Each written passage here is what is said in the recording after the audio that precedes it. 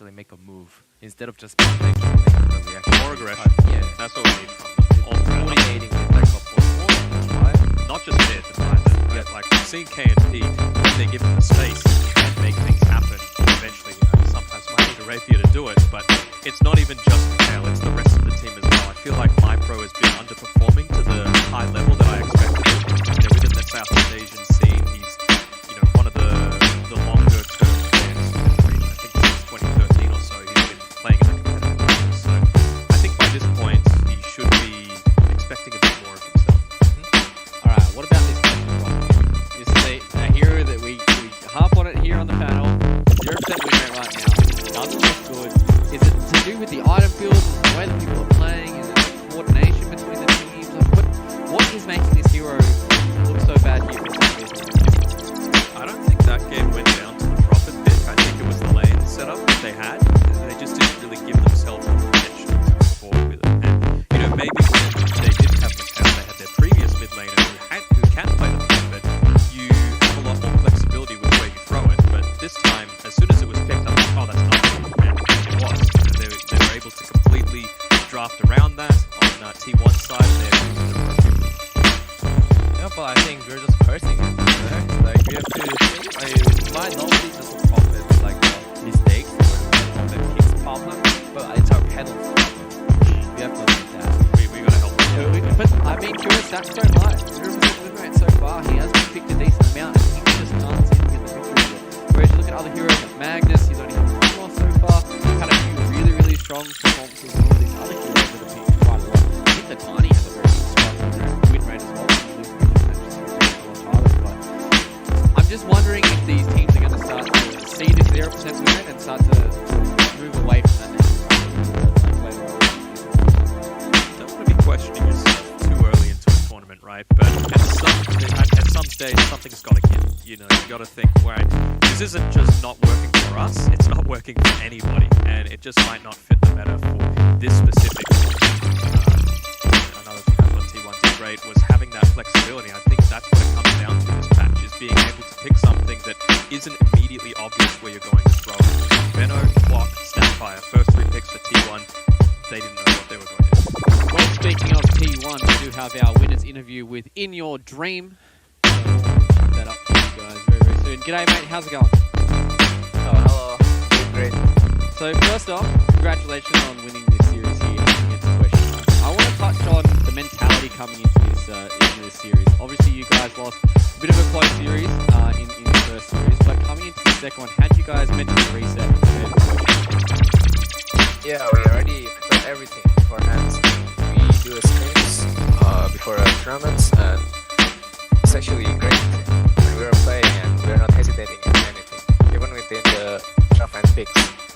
Also in the game also, Yeah, it seemed like you were just very comfortable all throughout, and even in that game 1 we saw you go with the Earth Spirit, so some hero that's not quite super conventional as a mid laner, but it was what your team needed exactly to be able to snowball and take it out in the end with Miracle playing the Terrorblade. So is that something that you feel you're going to be bringing out a lot more of these unconventional heroes to mid, or is it Earth Spirit's one of the main ones that you try and build around? I think we are kind of built around it, because mostly I'm just gonna play Space Create and I can feel it, and it's really great. Yeah, awesome. Sensitive questions or casual question in your group? You can choose. Just casual. Okay, so how did you feel like about the first game and second game? Both games, like you guys were a bit like behind in the early game, but like how did you like feel like in that period of time when you guys are just going back? Have you ever felt like you guys were behind?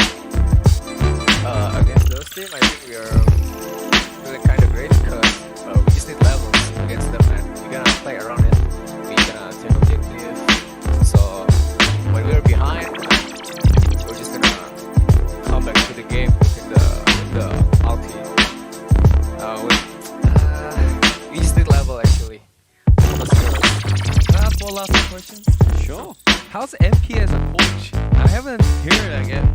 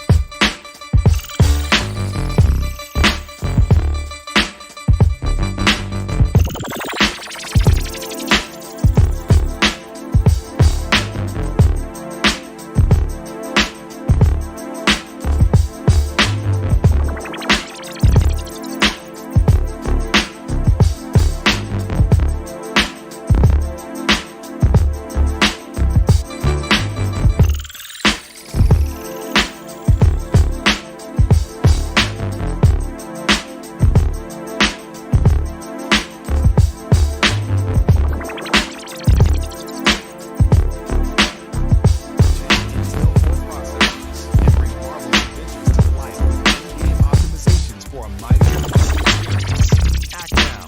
Intel Gamer Days is only here for a limited time. These feelings are waiting for you to come back.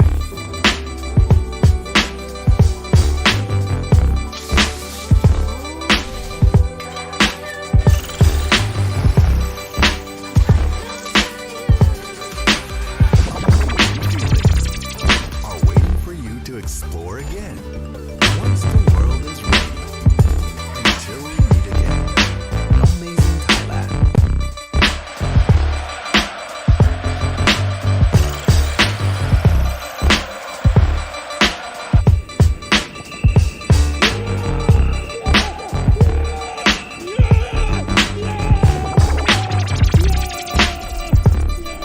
Start your esports career now at play.eslgaming.com.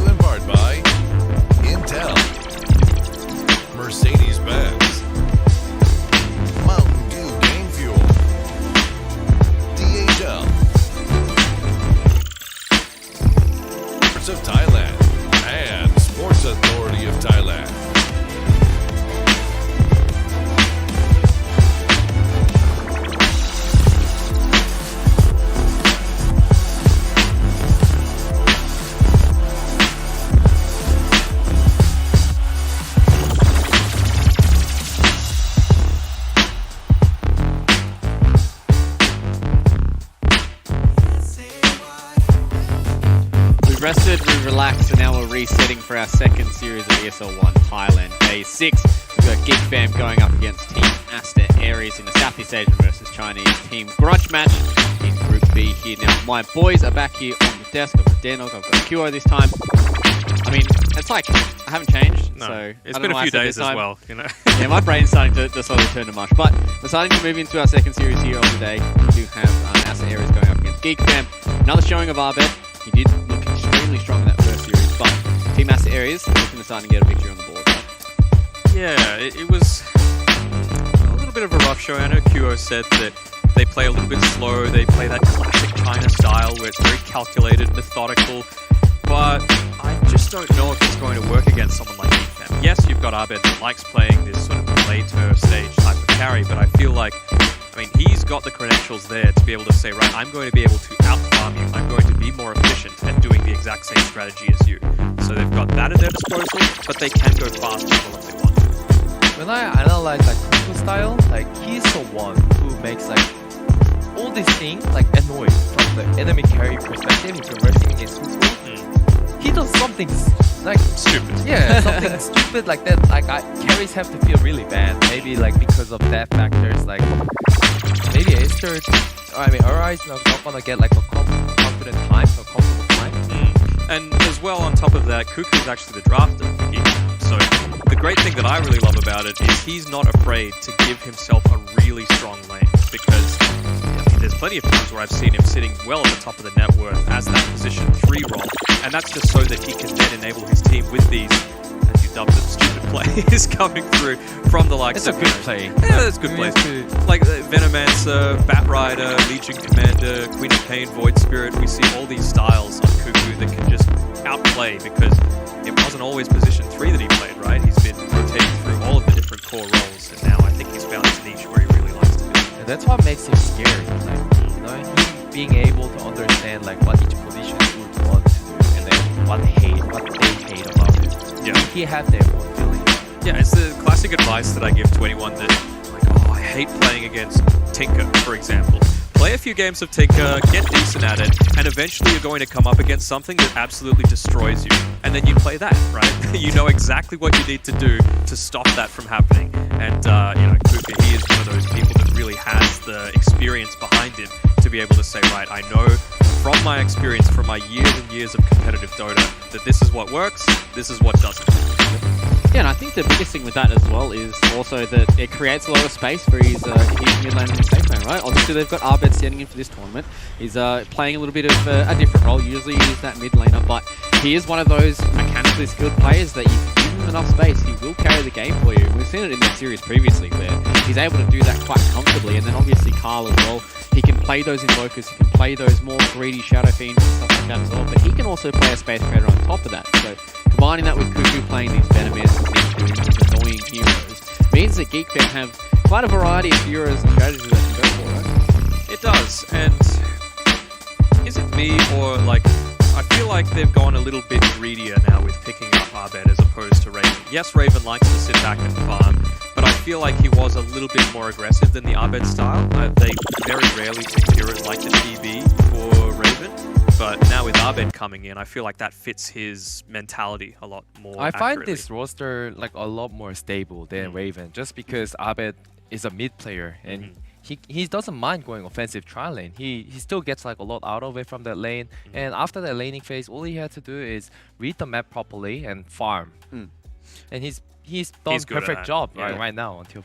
Well, on the other side of the coin, we do have Asta ARIES. They're a team that, you know, didn't start out their group stages the way they wanted to. They did lose to Sparking Arrow, which is, you know, losing to Sparking Arrow is probably not, you know, the worst thing to happen to you in these group stages. But I'm looking more towards their offlaner. Shang-Chi really didn't have a strong showing in that series. He wasn't really impressing us with some of the heroes they were playing, and especially the fact that these Chinese teams are teams that pick up this Mars hero, right? And that feels like a hero that you need to continue to snowball. Do you think that they're going to try and put a little bit more emphasis on his lane this series around to try and shut down Arbet, as well as giving him a little bit of a better start?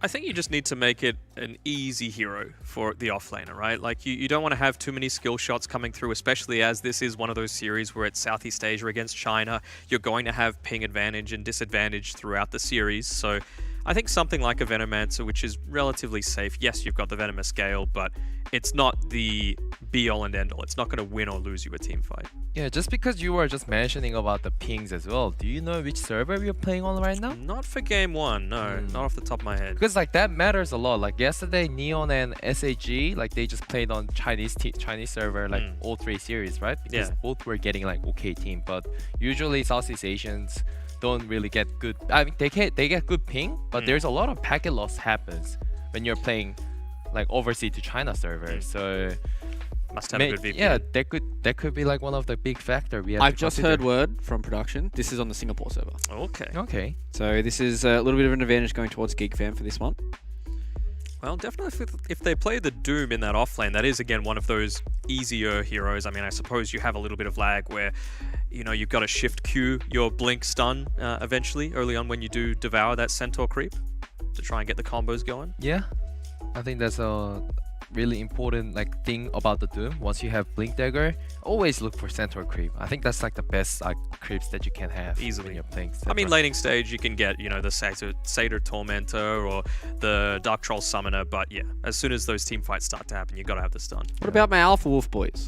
What about chunking that Alpha Wolf, running around with a crit aura and just chopping people, clapping some cheeks? Maybe in laning stage, right? You can use it to just bully out the enemy, but yeah, beyond I that. remember like we did like some style of this aura strat, you know, Beastmaster, like Draw Ranger Luna in the same game and get it Venge. off and just pick like one hard carry who does like DPS, and it was pretty simple game too. So Yeah. we have to give a good value to Alpha Wolf, but like look at GeekFam's draft. It's so dirty. It's so annoying. Like you I- talked about Cuckoo and just drafting things that make the character go, why am I playing this game? Like what is enjoyable about this? And there's nothing enjoyable about going against a tree and the Veno. I mean, personally, like if I'm versing against GeekFam, I'll definitely ban Veno at least. I think they are just Veno superior, and then like, but like all the teams are sort of opening Veno against these guys. Like assuming how like Cuckoo and like every position in their team, like, how they played, they all playing like pretty good with this hero. There's nothing insane so far that they're stealing with this Rubik pick. I mean, yes, Overgrowth is nice and Poison Over, I suppose, but I suppose Plague Ward would be pretty handy as well, given the fact that you get the current level of Poison Sting as well, so it's like stealing 2 spells in one, which is nice. But I don't know, I'm just not really feeling it just yet, and it kind of reveals their laning setup a little bit more in my mind. Yeah. The thing that I like about Rubik against Veno is when you're still the Plague Ward, the slow applies. Yeah. The slow of the Venomancer W 2 in 1. applies. Yeah, so that's why I think that could be value that he can farm and he can be annoying in the team fight. But that's pretty much about it. I like look at this two green heroes like just sneaking around. Like I don't wanna. So what, No, I don't wanna what have deal we with got it. coming? We've probably got like an Earth Spirit coming next for more green. Enchantress maybe for some more green. I don't Nature's think they're Prophet. gonna go that extreme. But Yeah. let's see. Nature's Prophet. Ugh. He's a green hero. He's green. Okay.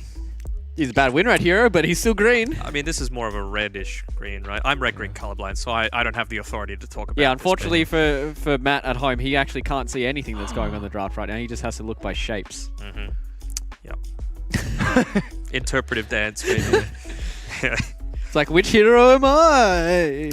But of course, GeekFam will want to ban out that anti-mage, right? As soon as they pick up the tree and the Venomancer. You mentioned it before, it's one of those heroes that actually can still maneuver around in these team fights. Yeah, he can be annoying in the lane. Yeah. But that's pretty much about it. Anti-mage should be, if he gets like a okay laning phase, or even if it's bad laning phase, if he managed to farm it well, then these two heroes are just nothing against anti-mage. So now you've got the TB for Aster Aries.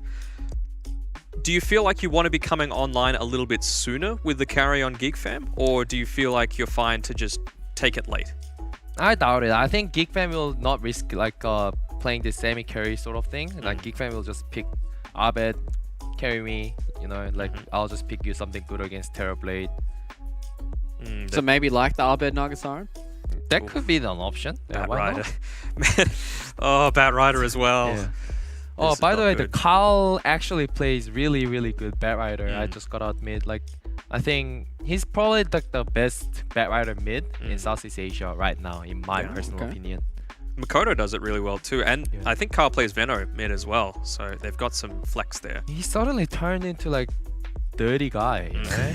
It's He used to Cuckoo's be a very influence. clean guy. Yeah. Yeah, he used to be like Invoker, Shadow Fiends, like those very straightforward mid heroes. straightforward heroes. But TA, you know, the style, but he's been corrupted. But now it's like Cuckoo's just saying, all right, listen, Carl, you're playing Venomancer mid. You might not like it for the first 20 games, but after that, you're gonna start to love this. And I'm sure Cuckoo like forced him, like, you know, I don't want to play Venom every game. You better practice it. I'm just gonna give it to you. Like, I don't want to play it. Oh, here we go. I mean, we Ooh. saw it with TNC picking Yeah. it up. It's the Terrorblade counter. What can you do to siege if you've got an Arc Ward and just using that magnetic field on your towers? Yeah, and especially these 4 heroes, AoE heroes, like doing something in front, like when you're trying to access onto the Arc Ward. And Man, the amount of slows that they have on GeekFam. All 5 of these heroes have a slow. Yeah, Snapfire's is very short, but still, that's very annoying to try and get through. we have to also like point out that like they have like, even though they have 4 slow heroes, they all have TP canceling ability beside Veno. That's what it matters like the most when you're versing against like slow heroes. You just want to TP out every time, but You can like just run away otherwise. yeah, but it just looks like there is no TP out option for ARIES. So, something else that's able to just get away, I suppose. I mean, Ember Spirit's kind of okay, but what does it really do against an Arc Warden? I really like that Storm Spirit ban coming in from GeekFam. I think that would kind of round out us Aries drafts really nice. Gives them something to get on top of the arc. I think ARIES need like a hero that can burst down something. Like with this current like Rubik Doom Phoenix, I don't think they're gonna get bursted down. But if they actually burst like one by one, whoever they go for, the GeekFam's like team fight might be a lot weaker. Abaddon, Not huh? Abaddon. That is not burst. That Yeah. is sustained damage along with the Doom and the Phoenix. So relying on this Terrorblade to put in a lot of the heavy lifting. I'm going to go Geek Fam. Yeah, I don't know about this Abaddon pick. I really don't know about this Abaddon pick. All right, boys, before we head into our first game here, who we got? Geek Fam. Geek Fam. QO Geek Fam as well. All right, looks like my boys are not divided on the panel just yet. They are sticking to each other. But we're going to head into our first game here of Geek Fam going up against Axter Aries, and we will be having our casters Seek and Strike and Winter.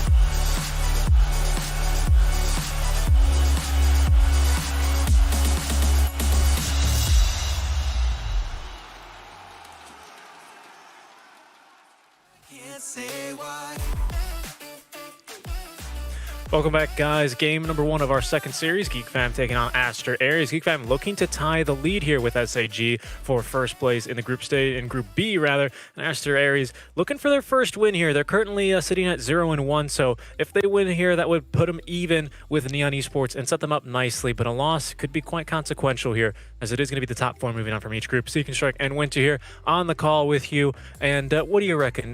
That last pick, Abba, good overall? Yeah, good pick. And the caveat being what position he's gonna play, right? Yeah, we've been discussing a little bit about, I was telling you about now you cannot actually see who's picking what hero until the game starts. I think that's a huge change as well. We didn't really get to discuss that, so you cannot really wait for the, because before like you just wait until, oh, someone picks the hero, you know, he's a core or support, and you just pick your other flex hero. That's the benefit of having those flex heroes. But now you don't know who's playing the hero. You do not know, and in a lot of tournaments here, I'm not so sure on the rules, or sometimes in captain's mode, you can't switch heroes either. Like in pubs, you can say you can just swap heroes at the beginning of the match as long as you didn't buy any items.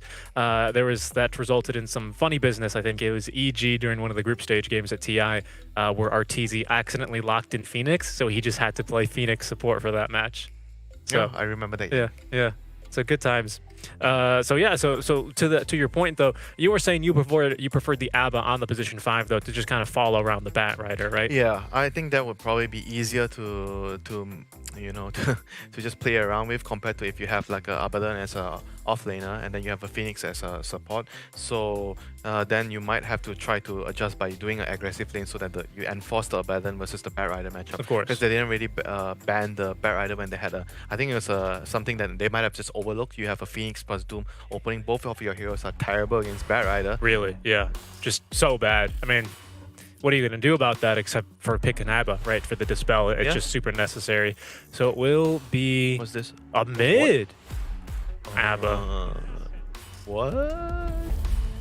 That's impressive. That should be, I believe, goes by...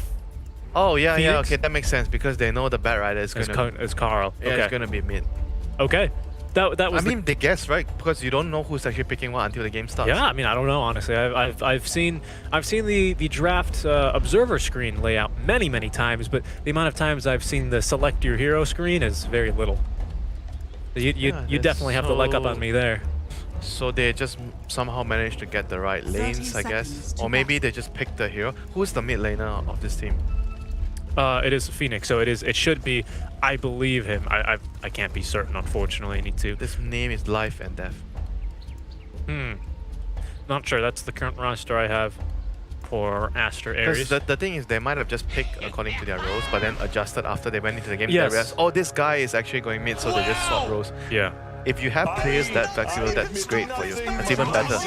Right, because then you don't even care. You just kind of lock in a different hero here as Jeffrey with a 100% win rate on Dream Protector. Yeah, and his Stream Protector is played in a different way, where he doesn't really get armor initially. He goes for the Max Grass and Leech Seed early, so he does it's like a damage build. Yeah. And he goes for a Veil in some games. I like that. It reminds me a lot of like the Puppy AA, where you just max Cold Feet to try and be in his own way. It's just damage rather than go for... That's post 5, this is post 4. Good point. Good point. Well, to be fair, it's easier to be greedy on post 4. Yeah, you can get away with a lot Post more, 5, right? you're like, buy wards, block the smoke. Well, they're all free now, right? But what you're saying is, that's no excuse. All right, I've tried to use that one a few times. I already had to upgrade the courier and buy it and pay remember on wards? I think there were 100 gold at one point. I can't believe I actually started playing Dota and I was like, yeah, I want to support. I have to buy the courier, spend 210 gold, 110 seconds into the game. No excuses anymore. No excuses. Now it's so nice. Everyone has their own courier, so you can actually use it more than once a match. It's great. Yeah, so it's the Terrorblade against the Arc Warden core-to-core matchup, where the bubble is generally a good counter against the Terrorblade. Yes. And sometimes you see at some point during the mid-late game, you will see the Terrorblade go for a blink to deal with the bubble of the Arc Warden, so you can just blink into the bubble. That would be very interesting as well to see here, actually.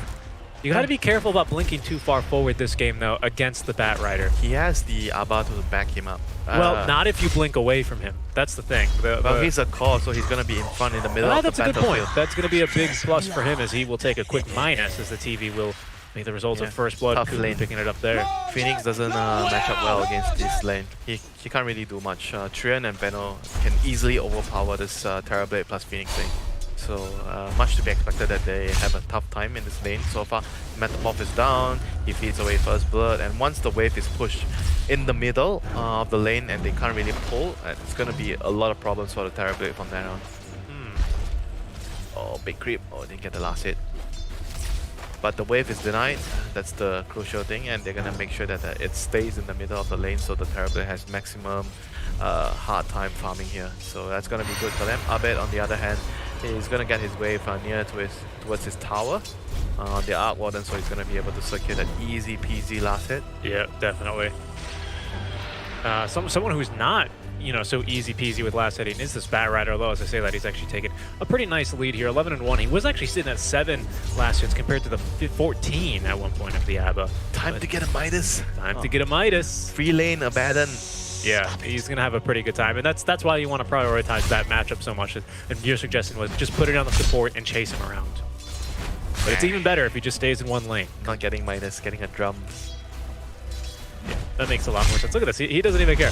Carl just saving mana. He knows. What the bat can do this game is in this lane is just to maximize his own farm, because he cannot touch the Abaddon at all. He can't really deny his creep, so maximize your own farm. And you know what really sucks is the Bat Rider, of course, 48 base damage here at level 4 is really nothing. You generally will need to spam a few stacks of your Napalm to even hit creep effectively, especially because you don't benefit as much, or you only get 4 damage compared to the Quelling Blade. So you really struggle to see it lasting on the tower. You can see he's reluctant to actually use and give stacks to the wands there. Yeah. But that's going to Normally punish him. in lane, Bat Rider dominates the lane by always having a kill threat Yes. onto your opposing hero. But this game against the Abaddon, you have actually almost close to zero chance of killing him. It doesn't exist, simply. So there's in a no 1v1. pressure. There's no pressure at all. You might be able to bait him if he gets a little bit too aggressive, try and, you know, bait him into a dive, but even then, it's an ABBA. He's going to have level 6 up quite soon, even here, as we get the 4-minute mark. Runes. Are gonna be Oh, bottom. Bat Rider needs the rune. Wow. Oh no. That's bad news. It is. Yep, and he's not even going to bottle. He's not even going to be able to pop this regen rune either, so we're going to get a lot of efficiency out of this one from the ABBA. You need to be careful, though, because if you miss coil, that will stop the regen rune. Actually, no, it won't. Not if you have a Aphotic Shield up. Don't mislead. Not if you have an Aphotic Shield up. So how are the other lanes going so far? Abaddon's definitely winning his lane. Doom's doing okay against the Arc Warden. Has 19-7 against the 15-4. Terrorblade's getting pressured as we expected. Yeah. So GeekFam's happy in 2 lanes, and top lane is not going too bad, even though it is below the Doom in last hits. So overall, I think GeekFam's happy with this early game laning phase. We do have a Metamorphosis available here on Aries, but it's so difficult to really try and use this effectively. I think he's going to try and wait for level 4 here before he uses it to get the second level extra damage, extra attack range, and all that good stuff, right? But it's just going to be purely for farming reasons and to relieve the pressure a little bit. Kind of, you know, when you have a tie that's a little bit too tight, so you have to, like, undo the top button. That's really what he's doing here. Not much else. Undo the tie. Undo the top button, kind of loosen it a little bit. And the mask as well. We have to wear a face mask every day. And Of course. Every now and then you loosen it. You loosen it just a little bit. Oh, but look at that! He's gonna actually, wow, that's a big loss actually. Not only do they get the kill, but they get it right after the TP was used, which means he's gonna have to take a walk of shame either back into the jungle or back to the bottom lane. Time to go for jungle. Yeah, I agree. But he's level 4, right? He's not even level 5. No, he's level 4, but he has taken at least the second skill points now into the Not too bad. conjuration. He can try jungling. Yep. There we go. Saving a skill point here, of course, is going to be Phoenix, our ABBA here for Astra Aries. So he's pretty much in a good spot. Even if it looks like he's in a bit of trouble, he can always trigger that manually. Although, Phoenix... Oh, this is actually Phoenix. Look at that. So he is normally the mid laner, so it looks like they did swap. So I apologize there. Yeah, so they just picked their hero and swap after the game started. Yeah, yeah. So that should be Shang-Chi, I suppose, then, instead on the mid lane ABBA. Yeah, it means life and death. 生死. Oh, that makes more sense now. Thank you, Witzer. See, I can do that for the SA region, but not here, unfortunately. You know. Let's see, as Jeffrey's rotating around, he nearly actually had eyes Look on at that the vision. warrior. He has one on the high ground of the Ancients and the other ward on the dire jungle. Watching the bottom gold jungle. mine, and he's even watching Haruta farm. Hello, Terrorblade trying to hit some Yeah. jungle creeps. Actually, got the Metamorphosis active. Jeffer, you okay? Wow. He's maybe just trying to waste time. There we go in the meta. He's waited that one out. And he cleared the illusions. That's so annoying for the Terrorblade. Oh, look at wow, this. that's my base. They're dragging him all the way back behind the tier 2 tower. Surprised that the Abba fell for that one against Carl, to be honest, because he must have started that. Oh, and Abed as well going to take a death top. Dive are scanning. Just a series of different events, both sides trying to get Dire's top very, tower very is under aggressive onto attack. the enemy Yeah, core. but the Abba must have been like at the tier 2 tower. Level 1 lasso does not last very long, nor does he have any mobility He was items. probably trying to kill the bat. Big mistake there. Probably just popping the ulti a bit too early as there goes Phoenix. He's going to have to be reborn from the flames as he'll die in the Firefly of Carl. Wow. Double kill for him now. Radiant's bottom Suddenly tower Carl under is attack. on a spree. Yep. 3 kills, level 8.5, halfway to his travel. That's going to help his game immensely. He was struggling a lot before that. That's going to be a big loss here for the Abba, because he was kind of depending on that, or rather just the entire Aries draft, right? Because you're dependent on not giving this Bat Rider a good lane. That's the whole reason of the Abba last pick. That's why you swap the lanes. And But outside of the lane, you still have to remember, Bat Rider is just good against the other heroes. The Yes. other heroes can't really stop him. If Abaddon is the core, you can't really just mirror the Bat's movement all the time. If you're a support, sure, you can ruin your game compared to ruining the Bat's game, because he's a core, it's fine. But now both of you are a core, so you can't do that so easily. Yep. There's a great Yule's game here, I think, actually, for Jeffer. I think you can overgrowth Yule's just to make sure he's completely useless in fights, right? As long as you have 2 disables that he's going to have to choose. Yeah, but that item is not that great on Train. No, it is not. No, it is not. I mean, I guess You're not happy buying the problem Yules is on Train. you're not going to hit him or be able to lock him down with Meteor Hammer. Of course, there's other people that can help lock down this Bat Rider, of course, but just some consideration to be put into the itemizations here. I think the Veil is also just a good game. Or a good Veil's item. nice with their lineup, their Venom, but I guess the Venom might want to build the Veil himself too. It's nice on him. Dire's I mean, it's middle just good tower on their is under lineup. attack. They have so much magic damage from Snap, Bat Rider, Venom, Trian. And even the Arc Warden deals a significant amount of magic damage. Yes, he does. Between the Flux as well as There we go. the little ghosties. Tier 1 is going down because of this matchup. Oh, rotation though onto Abed. Oh, they actually even drop a Doom onto him. Gonna hit him with a double silence as well as the Tomato Creep Smash. That's gonna net them a second kill here onto Abed. He just cannot find the space. And, well, they're gonna go right back in instead onto our TV, who's gonna be only level 5. Needs to walk away through the Nature's Grasp, trying to turn and fight his way through this one, but even these 2 supports between Whitemount and Jeffer are gonna be able to punish him. Yeah, they're gonna know there's a ward there. They are gonna know, but that ward is now paid off. It's worth in gold, I would say. They're gonna trade off a kill for it. Still worth it killing the TV, but on the other hand, they did lose Abed initially in the mid lane. So now Bounty in time should be. Seems like Carl might be able to steal one here. He's heading towards the top lane. He has travels. Yeah, he's got the travel, so Wow, he should be he's able to. fat. He is. 420 move speed all of a sudden. He's gonna back off though. Back off. Surprised that he decided to do that. Doesn't really seem like those 2 heroes can kill him, but you never know what's lurking in the He's shadows. a big kill. Don't want to feed away the kill. Yeah, yeah. Just patience. The risk management, right? Yeah. What do I give? Do I give my team 1 last hit, 2 last hits at this point, or do I get killed? I don't want to die. Yeah, I don't want to die. You don't want to kill. With Bat Rider, an extremely tempo-reliant hero, you've gotten a bit of a break. If you're a support, you're +5, then Then it's worth fine. it, yeah.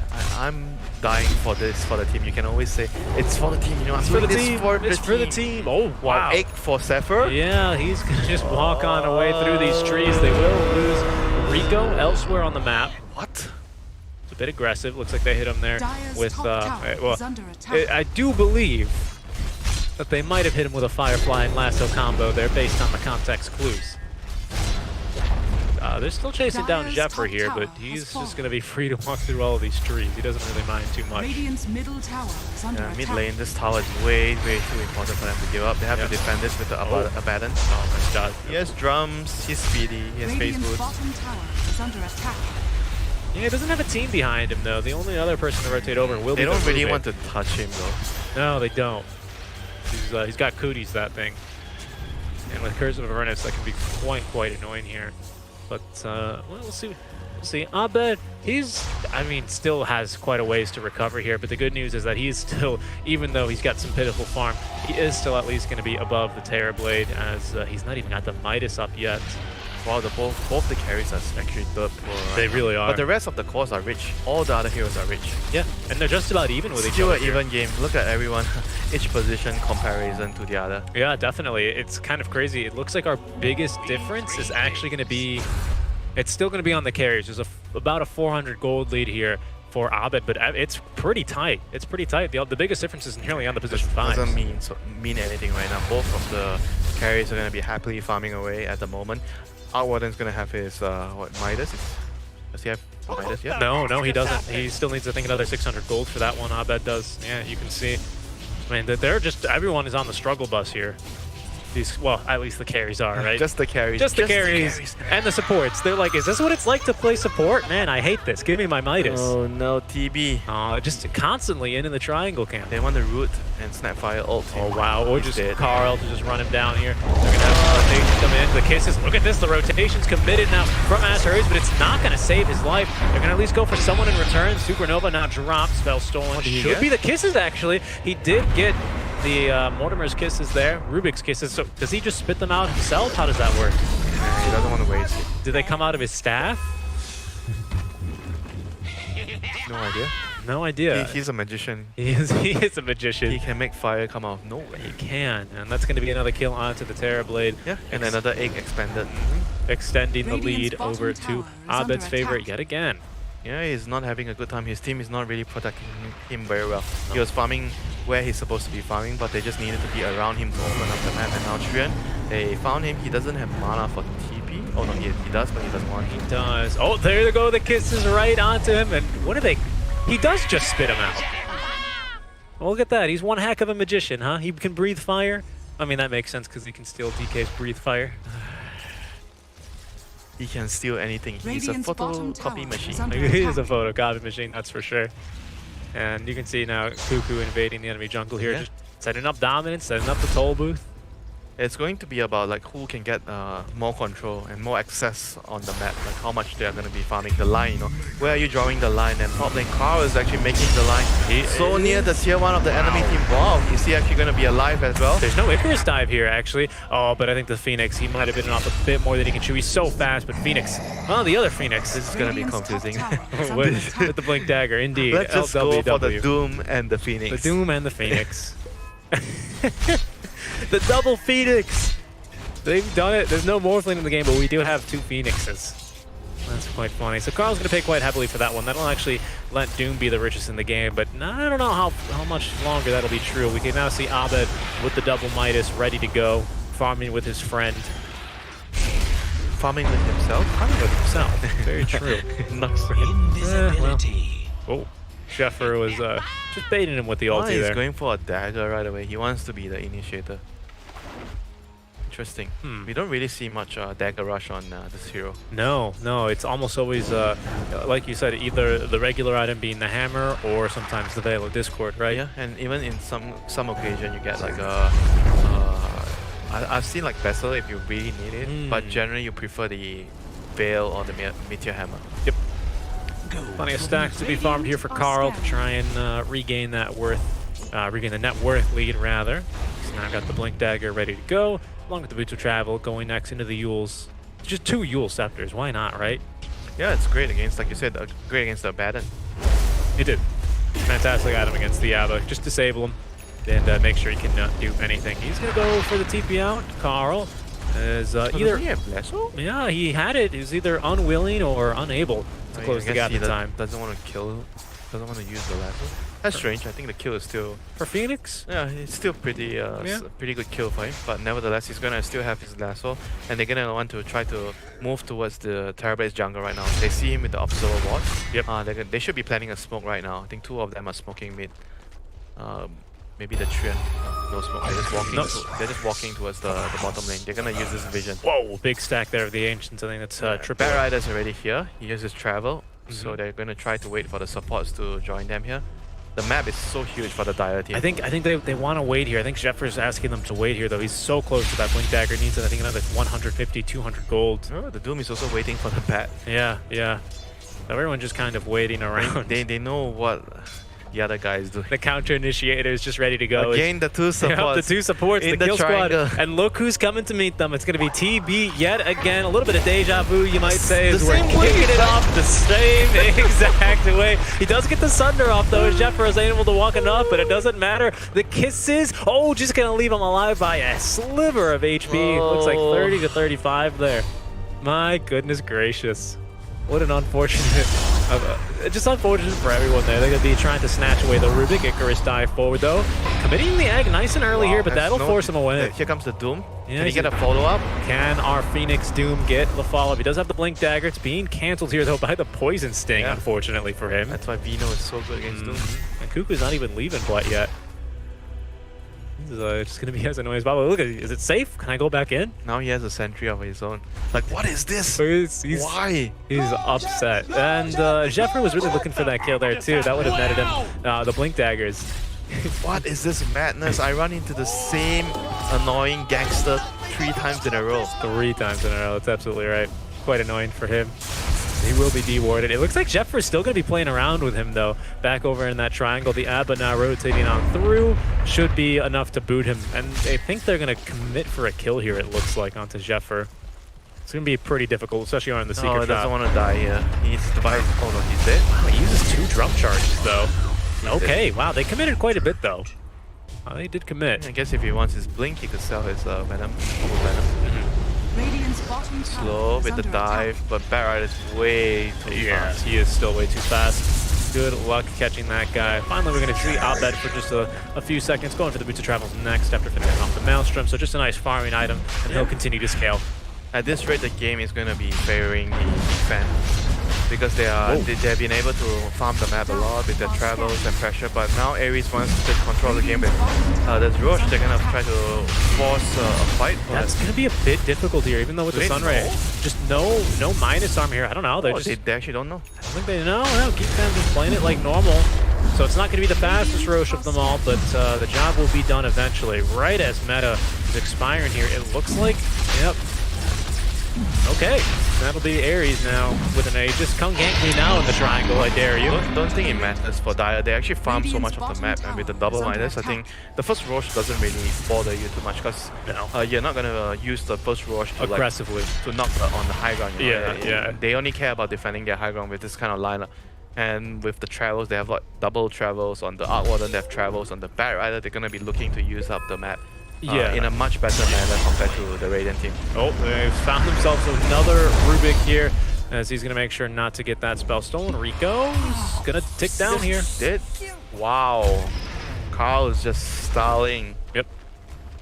Cool guys don't look at explosions or their own kills. Yeah, look at the map again. Like how much of the map Dire is getting right now. They're actually consuming a much larger portion of the map compared to the team with the egg. Look at how aggressively Carl is farming though. They might be able to punish him here if they want to actually commit for a Doom, and they will. The double Phoenix gank onto him should get the job done. I just want to double Phoenix gank. I mean, just compare this with to where how far the Abba is farming compared to how far Carl is farming, right? Where the line is almost quite symmetric. And you always see like heroes dying like this during the bounty run times because they expect the enemy team to go for the runes. So you want to try to, I'm going to try to get that one more wave of creeps while they're trying to get the runes. So even though he dies here, but they were able to get, 3 runes? They picked up 1 at top, 2 at bottom. So still, at the end of the day, still, that's something for him dying. Yeah. Yep. And they're using the whole map. Arc Warden's farming the triangle, and now they just need to reclaim the bottom area, which the Abaddon has all pushed all the way out to the tier 1. Exactly. Although Kenny, he's not alone. Yeah, he is not going to get out of here. Commits the overgrowth though. Here's the creep wave. The creep wave. Okay. Is he gonna get the creep? No, he doesn't. Oh, he didn't have his trying to stop the push here. Grass there. Wipe on with a little bit of fancy footwork there, knocking down a few trees on the way out. Oh, they have a veil on the Snapfire actually. Oh, interesting. So yes. he was the one who got the veil. Guardian Greaves on Cuckoo to boot, or 4 boots. But that's gonna be nice. Let him frontline just a little bit more. Not too much. Gonna be a very, very heavy farm fest right now because both sides are very, very content. If you look at the lineups, I don't think neither of them are, oh, I'm going to late game, I'm worried. No, they have so much late game. Yeah. That's how teams like to draft right now. They want to have that comfort, security going into a very, very long game. This gives such an advantage though for Abed. I mean, look at how much he's recovered compared to the TB. I mean, you can't really compare because No. it's unfair because he has the double minus. Well, it's just because of the nature of the hero, of course, Yeah. right? Whereas they both do make copies of themselves. One of them can use items, and that's obviously the Arc Warden. And Arc Warden is like generally like a very good pause control matchup against the TV until he has ways to get close and negate the bubble in the team fights. Otherwise, it's gonna be hard for him to fight against the bubble later on. Is this a good Hurricane Plate game then, probably? Both defensively as well as maybe an offensive maybe. use? But I do like, I still like the blink into the bubble. And maybe you can have an Aghanims upgrade later so you can blink with the Metamorph. With the fear. And with the fear, Which you and can now actually toggle on your own. Yeah, that could be something nice in the team fights. Oh, Carl's gonna get the Rubik. Yep. Just another free kill onto him. That's fine, he's tanking these They're gonna games. get a tower from this. They could try and re-engage as they do have... Here comes Abaddon. I'm not afraid of you, Carl. Fight me! Fight me, I dare you. They do have Whitemon right behind him. He's going to be actually claiming some CS there that Carl otherwise would have gotten. Going for Lotus next, giving them even more ways of dealing with the Overgrowth, the Lasso, even the Venomancer, and even the Arc Warden spell, the Flux. Yep.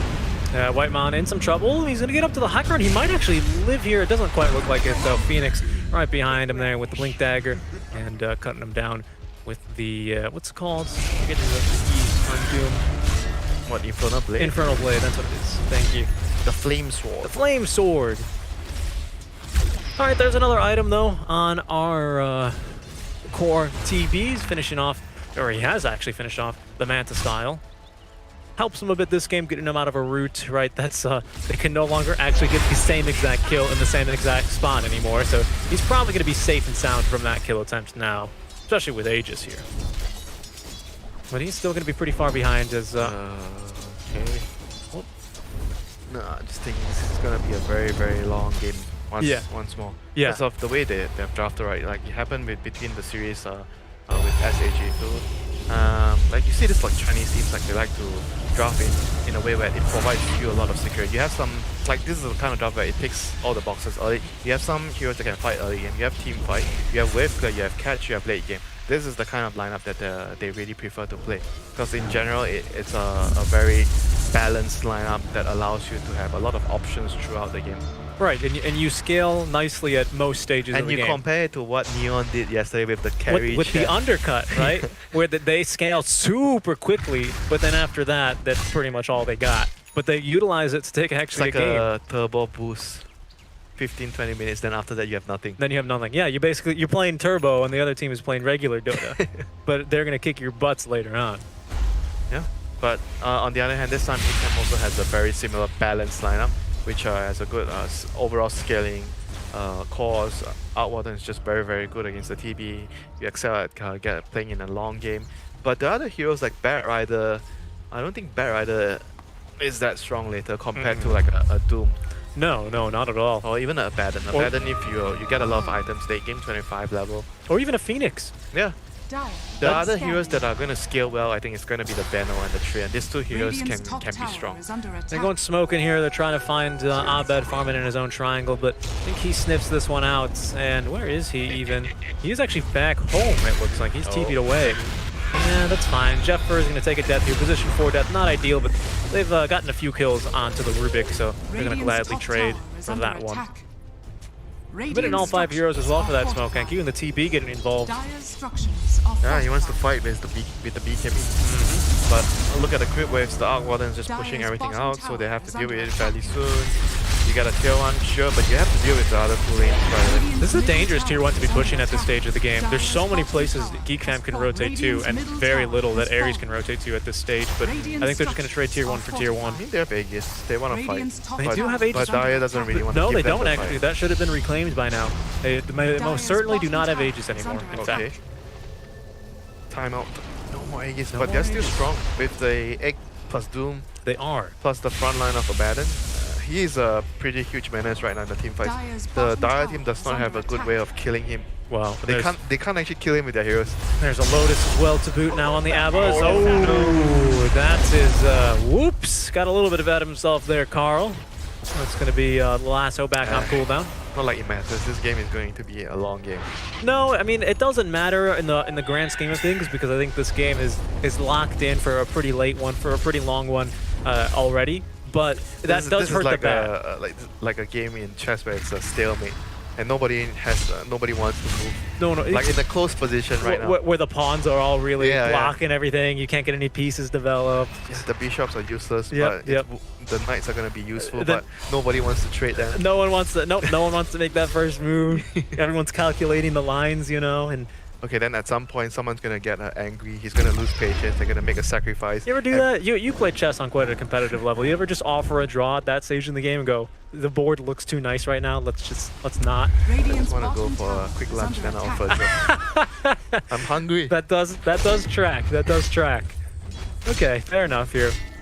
I think both these players, though, they're hungry, but for a different kind of meal. They want another 2-0 here. Like I said, both teams really looking for a win. Not necessarily a 2-0. That's ideal for sure, because I think those rules do come into effect for the tiebreakers if they're needed at the end of the group stage. But GeekFam looking to cement themselves with a nice lead with a 2-0 match series. And Master ARIES still looking for their first win. Still so far so good by both teams, apart from like the laning phase, which did not really go so well for the Terrapin. But everything else is after the laning phase is pretty good. They are doing the right things. Both teams are invading the triangles, trying to kill the opposing carries. Wards are being placed at very, very good spots that give both teams very good vision. If you compare both wards on both teams, they have vision on both sides of the area, the Ancients and the other jungle. Same for Radiant and Dire. And they are both trying to use all the 3 lanes and the jungle as efficiently as possible. I gotta say though, we were talking about what is the worst lineup to push against, and this one's pretty bad. You have a Veno Tree and an Arc Warden. You can see that they still have not gotten that tier 2. They actually just now got that tier 2 top lane. But I bet all he does is TP the Zed I up tell there. you, you're gonna regret not getting the Midas on the Abaddon. Yeah, I think they will regret it. I think he's maybe used his ulti once this game, and at level 1. He's just been hitting creep every single second. Because if the game is going to go that long, it's definitely going to be a plus for a team if the Abaddon can scale into a monster. Say if you can get into the late game with getting like an Altering or Shiva. Yeah, he's pretty scary. He's got some great talents, that Abaddon, so he definitely can scale quite nicely, especially with the experience as well as the items. But he's just opted to be playing the game for the Terrapin. This is just like normal items to play for. Look at Abed. Look how smart Abed is. Absolutely no vision. You can see. I think this is something they must teach at EG. No vision whatsoever, so he's just going to back up into the safety of his high ground. Elimination. You don't see anyone with smoke on smoke. We're going to fight. It's happening. Carl getting the jump now onto the Phoenix. He's going to BKB, but be muted. He's done a pretty good job of getting already the Phoenix up to the high ground, but now he's got the Lotus applied. Venomous Gale will come through the egg, forcing them back even further. Abed running on in. He actually has the Zets double in, but he's farming the creep wave, not actually doing much damage here. They have still caught one. There go the kisses from behind now, as well as the BKB from our TB. Does have the Metamorphosis active. He's looking to try and finish off the Abed illusion, and will do so. Time for them to go. BKB is ending, and Winter suggests retreat. Carl has kited them out long enough. Can they get a stun in time? They cannot. Looks like Doom Phoenix will be dying, and our TB still safe and sound. But the guys fight out from GeekFam. It doesn't actually look like they're going to lose a single hero for this. Yeah, they were just not in position. They were not ready to take that fight. Or maybe they were too scattered because initially there was the Bat Rider with the Doom. They cast the Doom on him, but there was no follow-up because he was He's so fast. He already popped his BKB anyway, so no one can actually touch him. And the Doom was wasted, but they still insisted like chasing. The Arc Warden did a very, very good job. He was waiting with his hero behind, and only his Tempest Double was in doing damage and casting spells. He was just waiting for the fight to unfold to decide whether he wants to commit, and he brilliantly waited out the BKB to end on the Terrorblade. Yep, he waited until the TP in the new hero. He waited for a bunch of spells to be utilized. Is now you're going to be looking out for the Roshan. He's actually so fun. He's actually now got the MKB as well. Yeah, I mean the huge thing is like whenever you cast a big spell and you don't get a kill in team fights like this, you're gonna struggle. Boys? You're gonna struggle after the team fight is at a point where you run out of disables, and ideally the perfect team fight for ARIES is you put the Abaddon in front, you wait for the enemy team to go on him, and then you try to counter initiate. If they want to touch the GeekFam heroes first with the Doom, they're gonna have to make sure that the Rubik gets at least a lift on the Doom target. If that doesn't happen, There's no stunts. Like everyone else doesn't provide any disable. No BKB piercing stunts except for the Supernova, which is a bit difficult against someone who's BKB'd and can move regular speed. Oh, okay, that's not as important. They are baiting this one though. Look at Jeffer from behind. He does have the overgrowth that they want to try and turn. 4-staff BKB at the ready, but they're unwilling to go chase up that high ground. There's just no reason to. They still feel very confident in their position here. I mean, it's still pretty difficult for them to breach the high ground against this abandoned Phoenix. But that fight has given GEEFAM a sizable lead, 8k goal lead. Yep. So they're gonna have to try to make the most out of it right now with the Aegis as well. Look at that, the TB, he's currently fighting for that number 2 slot in net worth, but number 1 is properly cemented here for Abed. 22k total value here on him. And he's probably got to be close to level 25 by this point, right? With the Midas being used for so long, or being just available for so long. Oh, just level 20, which is close to 25.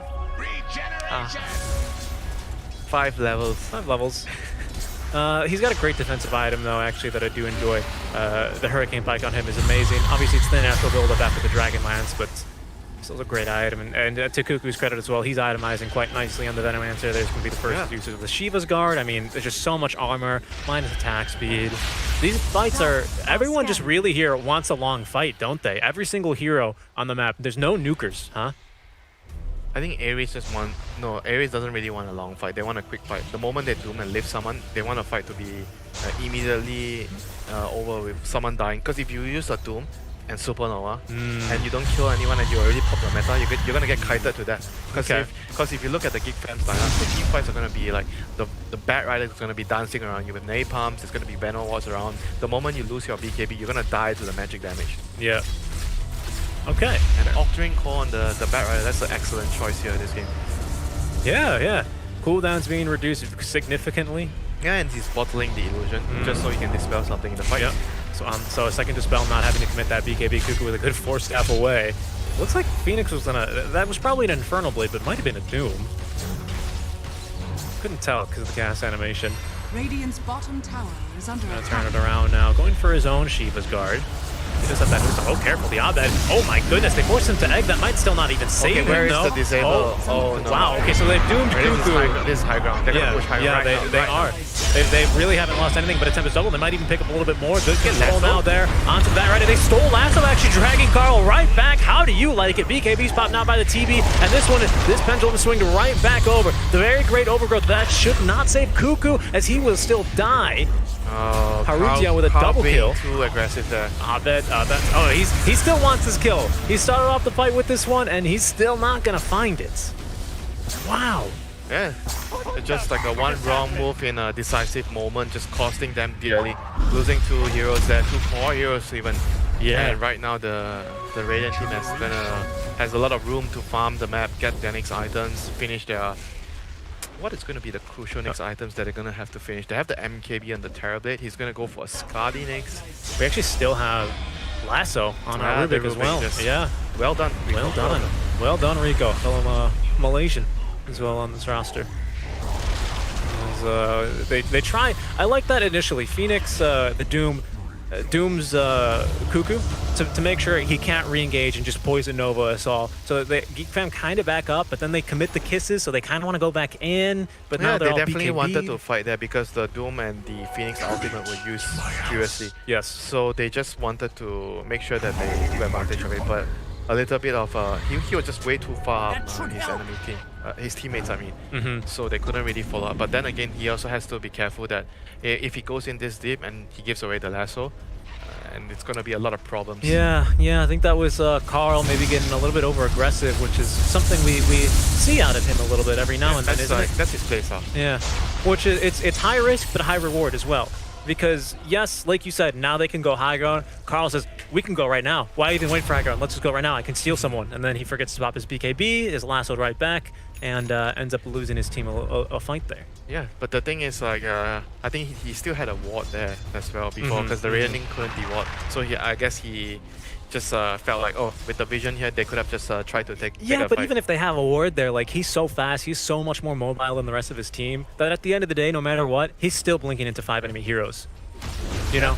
that's just Carl. That's just Carl, right? That's Carl, 5 baby. heroes, I'm coming. 5 heroes, I'm coming in, ladies and gentlemen. Oh my goodness. Okay, well, the first team fight loss then for GeekFam here. Yeah, As, there's still one more to go before we decide the next Roshan. Yes. Yeah, Phoenix with the Midas is definitely going to be so happy that he actually had it. So he's going to be able to scale so much. He has a Lotus completed. And what next for the Phoenix, I guess? How do you feel about a Radiance on Phoenix? Radiant should be on Abaddon. The Phoenix should buy Aghanims Okay, okay. to save the TB or at least refresh the Radiant are Metamorph. scanning. Yeah, yeah. That's usually what you do when Actually, you have Phoenix and TB. that's genius. Refresh it, because you don't really care about the Sunder. What's like a 25-second Oh. cooldown? Dude, this guy has 3 ultimates. The true ultimate is the Metamorph. The true meta, yeah, it's like the Undying, right? Or the true ulti is the Tombstone. That's why actually Phoenix is kind of a cheese combo as well with the Undying sometimes. I've seen that one before.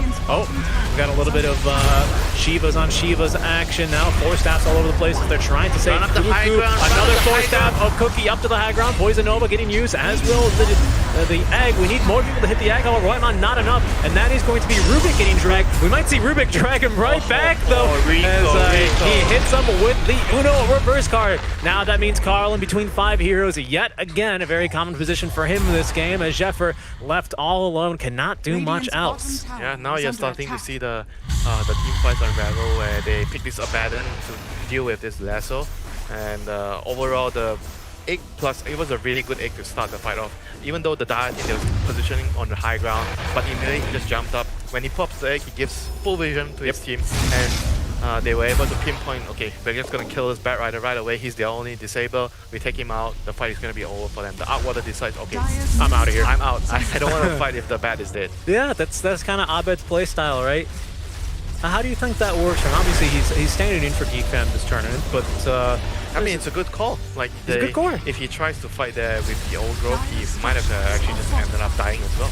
I agree, but I'm not referring to just his general play style, which is at least this game and the games we've seen him in this tournament, much more of the Reliable carry. reliable carry. While Carl says, "Carl, do your thing. Blink into 5 heroes. Go get it He done." just needs to be Raven. Play like Raven. Yeah, Adopt a similar mindset play style, even though he's like a mid player, but he's also able to play a very solid carry overall. Maybe not as good as Raven for now because he's changing roles, yeah, of course. but eventually he would have been able to be as good as him, or even better. They don't see. I don't see him. He's in this. Don't they have a gem? No, the gem's on Phoenix, I believe. For I mean, Aster Aries. the Doom of the Phoenix. No, it's on the Phoenix, the hero. As we take another look at this fight. So can you break down what you were seeing? The egg is so crucial. He jumps up, they have full vision because it's daytime vision. They couldn't kill the egg. Yep. The Terrorbat just runs up with the BKB and the fight's just immediately over. Abed's like, nah, see you later, actually. Yeah, he TPs away just to farm. Bye bye. I don't want any part of this. Yeah, Jeffer tries to save his friend, but he's unable to do so. Yeah, this Rubik is actually a huge problem right now. Any spell he gets from either the Bat, the Treant ultimate even, or even the ultimate of the Venom and the Snapfire, he could do so much damage. Now my question is, what is Gobble Up attached to? Is that attached to the ultimate on the Snapfire? Because, you need to steal some abilities in order to get the Aghanims upgraded ones on Rubik. Can you just straight up steal Gobble Up? I think so. I'm not sure. I've never tried that, but I think you should. I've never be. tried it either. No, Because you can steal, like, if Doom gets a creep and he casts the War Storm, you could actually steal the War Storm. Yeah. I mean, I think the interaction we're looking for is if Jeffer here, or just Dream Protectors buy Ags, you have to steal Eyes of the Force specifically, don't you? Yeah. Okay. Yep. They're going to be another fight breaking out. Yeah, he Positioned needs to get nicely the is Rubik. Aries. He needs to get the Rubik Rubik. needs to die here in this fight, as Cuckoo will be forced back up to the high ground. Lotus will apply it here, and they're just going to leave Abed to fight with the Zed's double. Metamorph is popped. So they're going to be trying to wait this one out. It's going to be a bit of a longer Roche here, so they're not going to be able to get the full duration here They out of just need this. to be patient this time. Wait out the Metamorph, then do a smoke wrap around. Do they have a ward? Nope. There's no ward on the high ground right now, but they just need to be patient. Wait for it. Let the Arcwater deal with the side lanes. Just be patient. No one wants to be the first one to make a mistake right now. One mistake could just literally end the game in an instant. Yep. Oh, wow, look at this. I like What this. is that cooldown? Cooldown reduction, cooldown to 42.2 seconds. Not bad. Radiant Time are to scanning. be having a lot of fun. Permanent Firefly as well. I mean, he is going to have a lot of fun. He's actually even going for the Axe, which did get buffed. Its search radius got increased by, I think, 100. Yeah, but at the end of the day, it's still playing against Abaddon. No, he is. It's not that reliable, this game. But it's damage. Actually, no, it's pretty good because there's a little funky interaction where if you they're two independent lasso debuffs. So if Aba debuffs the first guy, the second person is still lassoed to the ally. They don't both get debuffed. So you still probably will actually have, unless, I mean, he's got a Lotus, so he has 2 dispels. But unless you get the Abba on the second, then he just pops his ult. then he just pops his ulti. But then you have to, okay, then it doesn't matter, I suppose. Well, we'll see how it works out. Oh, he Abba gets the Rubik. getting involved. They have now found the Rubik. They need to kill him, though, as the lockdown is there. Kiss is raining down. Spell Soul and his Sticky Napalm. That's not going to help him. Rubik dead, does have the buyback. There's no Metamorphosis, but the TB still wrapping around from behind. Abed is going to scout him. Might be able to blow the up. egg is in the middle of It's the in the fight. middle of everyone. Oh my And White Mon's God. able to blow out. Abed still continuing to fight. He's actually down to the low ground with the 4-staff. There is still no meta. White Mon might take a death here, but even look, he's able to kite out around Terrablade's this getting KB, and he is in some trouble. Cuckoo pops the cheese, 4-staffs him away. Will be Cuckoo. Abed in a bit of an awkward position. Will summon another friend here. Ooh, that's actually going to get sundered. That might give a second life here, but I doubt it. As more buybacks here now as they want to try and keep fighting. I think they're going to reset. Roche is up, so they can't afford to let it go, but look at that, a second Rubik lasso, again. and the Rubik, that's a dieback onto him. LWW in some trouble. He's going to be forced away. Actually, they're going to chase him down. Carl, he's going for Carl is more. stalling They on might them. try and, I mean, what do you even do at this point? The Doom has already been utilized and the TB forced all the way back. Oh my goodness gracious. What happened? That was such a long fight. All hell broke loose there. Radiant's top tower The main is under difference this attack. time is they killed the Rubik. The Rubik was the first target out of the fight. The moment he dies, he's also the one and only disable. The live. Yep. There's no live in the fight. There's no disable. They couldn't. Did they get the Doom on the bat? I think they got the Doom. know. Yeah, they got the Doom on the bat, but they couldn't kill him again because there's no disable. So Yeah. the Rubik is dead. Yeah. TB tried to wrap around nicely from behind, coming from the Roche pit, but was unable to do so. Yeah. As Carl, oh, there's the Aghanim synth. I mean, I think he did the right thing because he had the Abaddon to back him up, so he wasn't really afraid of the Gale or the Napalms. But he just didn't have any disable to help him. Like nobody had any stun. Radiant's middle tower is Yeah. under attack. And not only that, but they catch the Rubik a second time, so he's going to be last to respawn here in about 50 seconds. No buybacks available on anyone but the Oh, Doom. here comes Carl. He's looking for more. He wants to show off this brand new axe he has. And here he actually put the Aghanim's blessing, so he's not buying the axe, but he's buying the Shivas. Radiant's middle tower is under attack. Radiant's A second middle Shivas, tower though? has fallen. Maybe a Sanctum of Ice would be better here, but at this point, GeekFam are 14k ahead, and they have just cracked this one wide open. Radiant's middle barracks Yeah. has fallen. So far, a very, very good game of Dota. Not many kills, but very strategical, very methodical from both teams. Radiant's Yeah, of course. bottom tower is under Alright, attack. Phoenix up in 10, Rubik back in 12, so you might be able to get this bottom lane of Rax. Maybe just the melee barracks, they'll leave the Zets double behind. And they have all the heroes alive now, so they might be able to do something here. And a meta, quite importantly here. They need to send up Baden in front. He needs to go in front and try to tank some damage. Alright, there's oh actually they don't even able to get the Abed Still illusion. anyone's game. The Terrorblade is still incredibly strong in the fights. If they can get a good initiation off with the Doom, they just have to make sure that if I Doom someone, we need to get the Rubik to follow up. And to make sure that the Abaddon guards the Rubik as well. They have to keep this. This Rubik is actually so important for their lineup. Yep. He cannot afford to die in the fights. BKB duration down to 6 seconds there for Carl. And I mean the cooldown actually probably a bit more important for him, right? In that scenario, but a 7.92 second Black King bar for him. Sorry, Blink Dagger. Blink Dagger He cooldown. went for Kaya Sanji. Sorry, what's this? Yeah, Kaya Sanji. Yep. So Got plenty of Kaya toast. okay, come on. I It's kinda, just jam. it's just jam, but it's so good. But ARIES, they're going to hold on for now. They get away with losing the mid lane of barracks as well as the melee barracks down bottom. We're going to have the ABBA 25 talent, plus 180 aphotic shield health. Is not really even that much this game. I mean, do you go for the Mistcoil? Mistcoil just seems so bad, Mistcoil AoE. Mistcoil is nice if you have Aghanims. Yes, it is actually really nice if you have the Ags. But right now the crucial thing is not his items, but No. about the refresher. on the Yes, Doom. and The Doom now he's has got it. a huge item, so who does he need to Doom right now? He definitely needs to. I don't think he can actually get to the Arc Warden if the Arc Warden plays his cards, right? So you probably want to do the Bat and the Venom Yeah, I think those are your two best targets. before they get any single spell off. Oh, the Fairy Fire. See you later.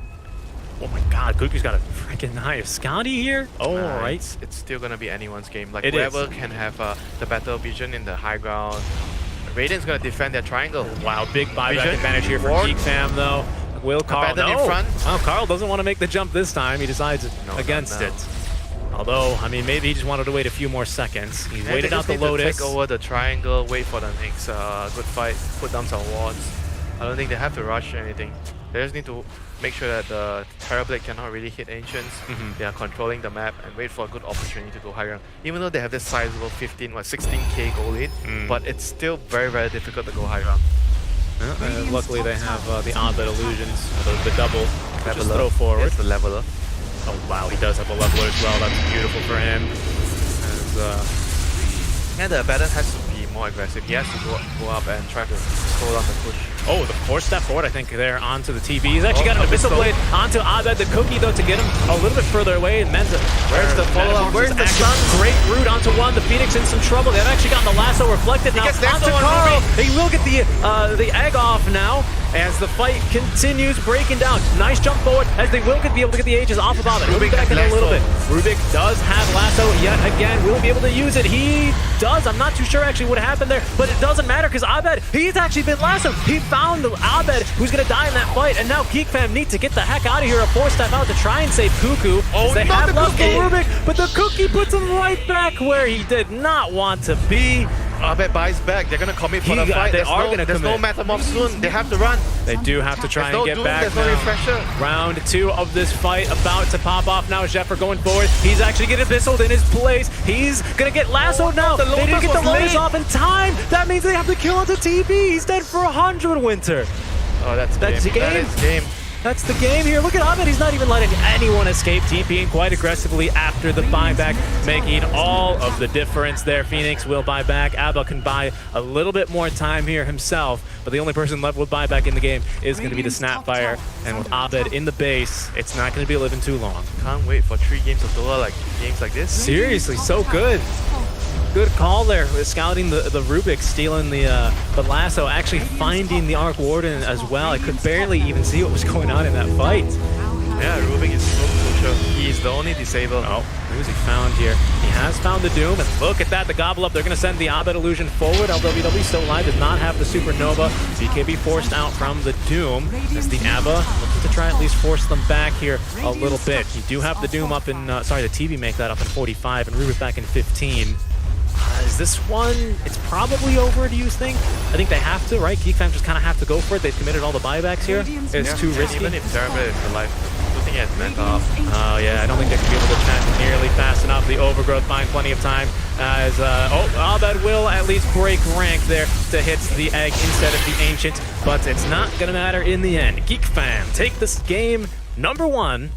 After, I mean, like I said, a slow burn, but then it really did pop off from there. It was a slow burn, but both teams, they were doing the right things. They were waiting for their timings. Like, we always talk about how you should wait for when you're strong, when the enemy is weak. You're playing to your timings, they're hitting creeps, they're sending the right heroes to feed in the right places. And both teams were trying to just out-efficiency each other in terms of farming.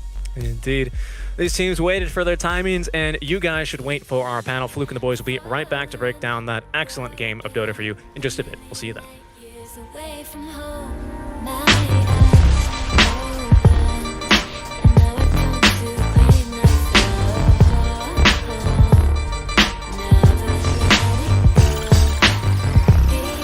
things carry me with this fantasy.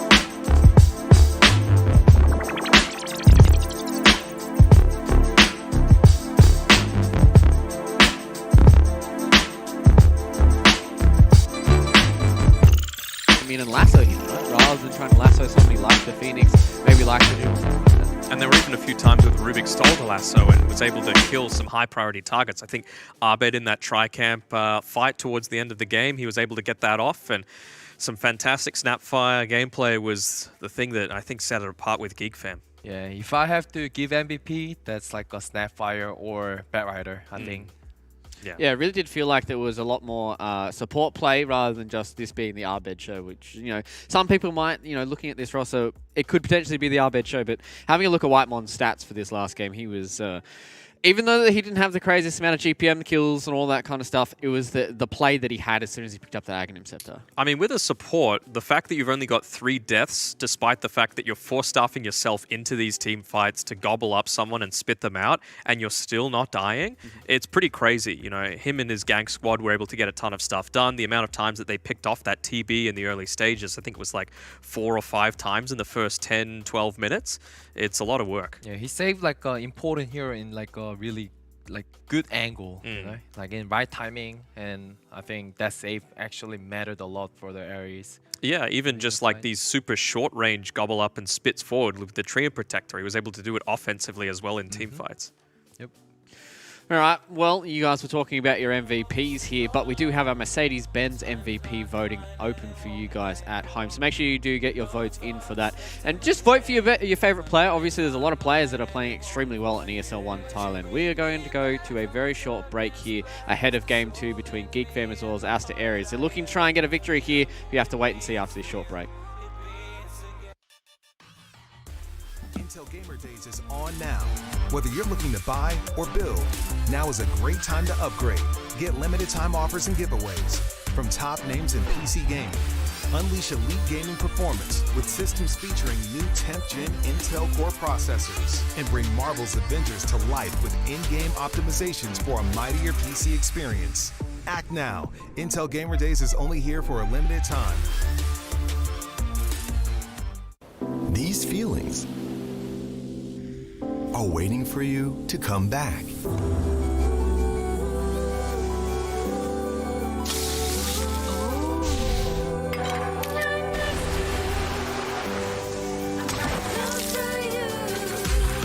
Amazing feelings are waiting for you to explore again once the world is ready.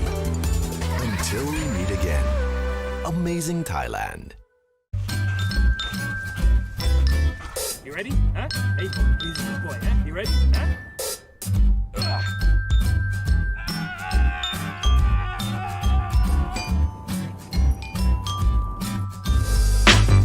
Start your esports career now at play.eslgaming.com.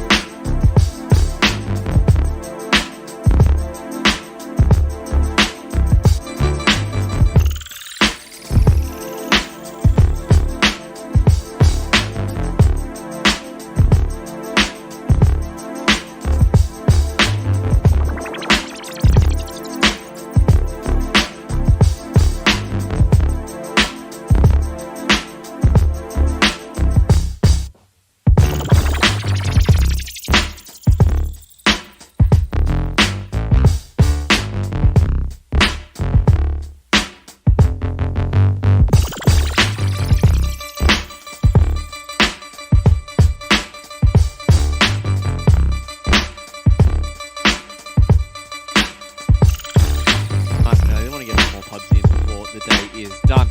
Welcome back, my boys here on the channel. QO, lads, game 2. We're going to start to get into it pretty soon, but I want to hear you guys' thoughts about Carl playing something a little bit different. I want to see him play something like super hard carry. I still want them to pick up the Batrider, but that could easily go to Cuckoo, right? Mid, no hard carry. Remember? Like last time, Divine Rapier, good. Yeah. Same thing. Mid, no carry. All right, okay. So it looks like we've been shut down here by QO, but you know, rolling into the second draft, we were talking about it in the break there, where as ARIES, they did look quite strong in this second game, right? Like they were defending their towers properly, they were getting to good positions where they were able to get their team fights going. But what's the next step that they need to go for to try and get this map victory up against GEEFAM? I think they need to put a bit more faith into the mid lane, because that time around they changed around who was playing what, right? It was actually Phoenix, who's their normal mid player, that was playing Doom in the off lane, and then Shang-Chi was playing the Abra in the mid lane. So changing things around a little bit, which is good, but they were just going this full let's make TB have a game with, I think they had 2 Solar Crests on both Doom and Abaddon to try and give him the capabilities to carry. But then you've got against an Arc Warden, right? And if their positioning is good, which it was, it doesn't really matter how fast you're hitting, right? Because you're still hitting into the magnetic field. Yeah, to be honest, like if they had like a different mid laner like last game, I felt like they could put like a lot more pressure with following up with Doom. Because Doom himself did so much anyways. But because they had like a mid laner they can't do anything unless like they actually come over. But they have slow, not a stun or nothing like that. They can just fight forever. GEEFAM can fight forever. However, like, you know, like I think if their mid laner, if they give more trust on the mid laner and choose different heroes, I think that can solve out some of the issue. Yeah, especially because they opened up with that Doom, right? So that was flexible for them to go into that offlane for Shang-Chi. He could have played that. They played in the offlane anyways, and they decided to go for something a little bit different in that mid lane. Maybe there just wasn't enough mid laners that they were comfortable with going up against the Batrider, right? Because, you know, we saw it from the draft that it was going to be a Carl Batrider, right? And we saw the Legion Commander was banned out, otherwise I feel like they might have gone with that one for the mid lane, because that could at least do something, right? You have some scaling potential with the dual damage. They were rotating well, which we really enjoyed seeing. That we weren't expecting quite as much from them, given how passive they were in their first series. But yeah, the Abaddon, it just didn't feel like it did anything solid at any stage. But they were very, like, I was expecting a lot worse scenario in like a first 30 minutes. But they managed to actually hold like 1k lead only under GEEFAM. Like, there was like a really good sacrificial play where like this Rubik, he defended so many ganks. They can't like come in this to like have like a good ganks off, but you don't want to just kill Rubik, right? Yeah. I mean, Rico's definitely been, for me, the star of Aster ARIES so far. He's their only Malaysian player. The rest of them are all Chinese. And, I mean, it's great to have tournaments like ESL 1 Thailand, right? Where you get these teams that might not have the exposure as other ones. And, you know, if he keeps this up, he might find himself fielding offers from a lot of different teams to maybe come over. Especially having strong showings against teams like GEEFAM, who have, you know, in our eyes, risen to the top here in Southeast Asian region. They're looking extremely strong. Obviously, they've got to stand in with Arbed, who most likely won't be joining their main roster, but they are still looking strong as the other 4 core players of GEEFAM as well, as we start to jump in to our second draft here for us ARIES and GEEFAM. There's that Disruptor, something that's a little bit of a point of difference for GEEFAM. So they do enjoy playing it. They've got a pretty high win rate, something like 86% whenever they pick it up. So, I mean, why not, right? And we just saw how effective Treant Protector was in all of these team fights. I know that Whitemon is like very vocal, and Disruptor is like the hero that you need to be very vocal. Otherwise, this hero has no damage. You know, it's all about just pulling the enemy back, try to make them like reposition. But if your team doesn't follow it up, that hero is just useless. Yeah. So you're going to need to go something super aggressive as well, right? Because you don't want to be in these positions where the enemy team's running at you. You want to be able to get a couple of kills, force them to run away, and then use that glimpse to get the secondary kill. I'm confident GEEFAM will be like using any heroes to make that work, just through the communication wise. I know Whitemon does like, hey guys, let's go. He always does that in pubs, so I'm expecting same thing in like scrims too, tournaments too. He's hyping them up, and Zephyr as well. We saw it's It's something that I hate, but just not getting 1 point in in living armor on the Treant Protector, I feel is just such a big waste, right? Like 5 armor for a tower, especially early on, is going to be super effective in defending it. Like I feel like they lost their tier 1 tower in game number 1 with a Treant Protector and a Venomancer way too early. It opened up a ton of their map that I didn't feel they should have. It's also like a mental issue. Like he's just like forcing his teammate, don't rely on my living armor. Okay, you guys just play without it. I'm gonna do my own thing. I'm gonna slow them down. I'll kill them. So don't expect that, but I'll bring the value out of it. I guess it kind of it's in that same idea, right? It's like you guys shouldn't be relying on my living armor. If you guys can't get a kill without my living armor, then that's up to you. That's your own fault. That's not my fault. I'm just gonna sit here, try and get my farm down, try and get this meteor hammer. But now with the Dark Willow picked up here from Aster Aries, there was no Rubik ban, so it seems to me that Rico is feeling more like this Dark Willow is a little bit better, maybe up against the Treant. Might not be his though. He might be playing the Clockwork from that position 4 role. I'm not a really big fan of Willow 5.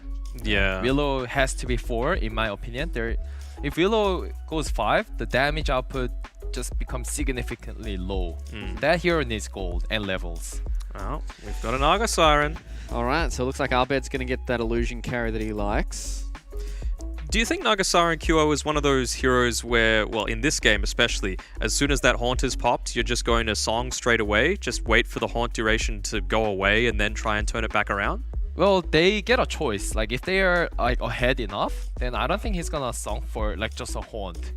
Maybe he's gonna use that like for saving someone, like who's like low HP, but Spectre Haunt doesn't really do that much damage compared to Chrono or something like that. So true, but I feel like when you're going to be using Spectre Haunt, you're probably popping that Dark Ascension and hookshotting in at the same time. So if you can waste however long it is, like 6-8 seconds off the Dark Ascension and reposition yourself so that you can turn the team fight back around, I feel like that's going to be really impactful. Yep.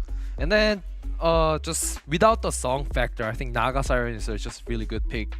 Because Willow doesn't do anything, the Night Stalker doesn't do anything. Clockwork might be a bit annoying if he's not with the illusion because he can't create the illusion, but that's about it.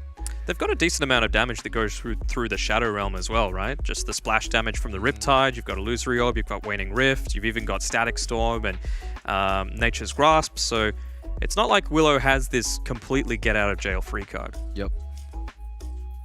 So with the Queen of Pain ban here, leading in towards something... What does GeekFam need? They've got their 4 and their 5. They're offlaner, right? I guess Cuckoo can play the Puck as well. I doubt it. I feel like it's Cal's like mid Puck, and then I feel like Cuckoo's gonna be like, oh, we have Naga, just go offensive tri lane. I want good lane, so I'm going safe lane with some dirty thing. Some heavy strong, farmer. some strong laner sort of thing, I think. Legion Commander's still there. That's not bad. It's always going to have a favorable lane against any sort of melee, and you've got a Spectre and a Night Stalker already revealed. It's something very tanky, so you don't really care if the Night Stalker pops his silence on top of you. You know, strength hero, you can just man fight, essentially. I feel like it could be Timber or Tidehunter too. Timber's banned, though. Oh, Timber's banned. GeekFam actually don't pick Timber at all on this patch. Yeah, Cuckoo doesn't... I've never seen Cuckoo plays Timber, actually. Yeah. It's gonna be some active hero or dirty hero, one of it. So, I mean, I'm sorry that I keep saying it dirty hero, but like I'm sure you guys understand. Yeah, viewers can understand as well. Like that. Disgusting. Yeah, see, like it's like it is what it is. It's not going to be an offlane Viper though, right? Is this much more likely to be a Carl Viper? And is this specifically... I'm sure Cuckoo could do that up against a Spectre lane. I'm sure you could. Do you think it's specifically because of the break against Spectre? Is that why they've picked it up? That's the main reason why you always pick Viper against a Spectre, but I'm not a big fan. Like, if I'm playing Spectre, Viper is not really a big issue if you're even or winning. But if you're losing, obviously, everything matters. Yeah. So... And even the Viper Strike, I mean... I think he's just trying to as well give his supports a better game. You just toss that onto the Night Stalker, so he's a lot slower in getting onto the backline. You don't necessarily need it for the damage. I think it's the BKB piercing slow that you really want it for. Yeah, but do you want to waste that on a BKB target just for slow? Because Viper Strike does so much damage though. It does, but I feel like they've got a decent amount of damage already with the rest of their lineup. Yeah. It's just, you don't want your Disruptor to get shot down. All right, final picks here for Aster Aries. We've only got about 20 seconds left. They need their own mid laner, right? I mean, I'm sure they're weighing things up, right? It's not 100% whether it's going to be Carl or Cuckoo playing Puck, Viper, respectively. Zeus. I mean, it's good illusion clear, I suppose, and you can reveal the tree, and it sets up some ganks quite nicely, right? It's a global strat, but I feel like you're just going to get run over potentially, or just dived. I really like how like yesterday Zeus, he was playing really fearlessly, you know, front line, just tanky. Well, from this, we can also see that it is going to be Rico playing the Dark Willow. So we've got a little bit of time before we do head into this first game. We can see that Carl's picking up the puck as well. We got Cuckoo playing the Viper, boys. Cuckoo playing the Viper. I'm telling you, it's gonna be a safe lane Viper solo. You know, if they're putting too much pressure, then they're gonna call him back. Yeah, and I think I saw Phoenix playing the Zeus as well. So whether that's going to be mid lane, whether it's going to be something else, who knows? I mean, we talked about it before, right? It's not like Cuckoo's a stranger to that mid lane, so if he needs to, he could very easily just go there with that Viper that he's picked up for himself. Yep. All right, boys, before we head into our second game here, I've got something a little bit special. I was talking to you guys that I was cooking up a little bit of content for you guys. You guys can be a part of. You guys can flex your brains a little bit. So I've decided to go for a little bit of a quiz. I've taken this from somebody else who's decided to do this before. So what you guys are going to do, I'm going to throw up a build on screen for you guys very, very soon. And you guys are going to have to tell me whether or not this was a professional build from an ESL 1, whether or not it was a build from one of your pubs, either of you or any of the other casters that we have here, or whether or not it's something that I made up. All right. Are you guys ready? You guys ready for this? All right, let's throw it up on screen and let's see what you guys can have a look. So this is a Faceless Void build, and these are the items that he had at the game finish. I mean, this is pretty old, right? Because there's a poor man's shield in his normal inventory. But you never know. I can just throw that in randomly. You don't know that. Well, that's not very fair. Do you think that I'm going to make my quiz fair? True. I mean, like, come on! This is the whole point of this is to throw you guys off. It's pretty tricky, you know. It has to be like 3-4 years ago. I'm assuming. And I remember Ice was doing this sort of dirty build. Chrono into Necronomicon someone and let him hit together. Might be Slash's way as well, you know. Playing that. It's not my game. I never play by Midas, so I'll go with you for this one. Let's go pro player. You say so? You guys think it's? No, I think it's ESL. So you guys think it's from an ESL 1? Yeah, that's what I'm saying. It's like an Ice build. Oh yeah, but so like, you sure it's not?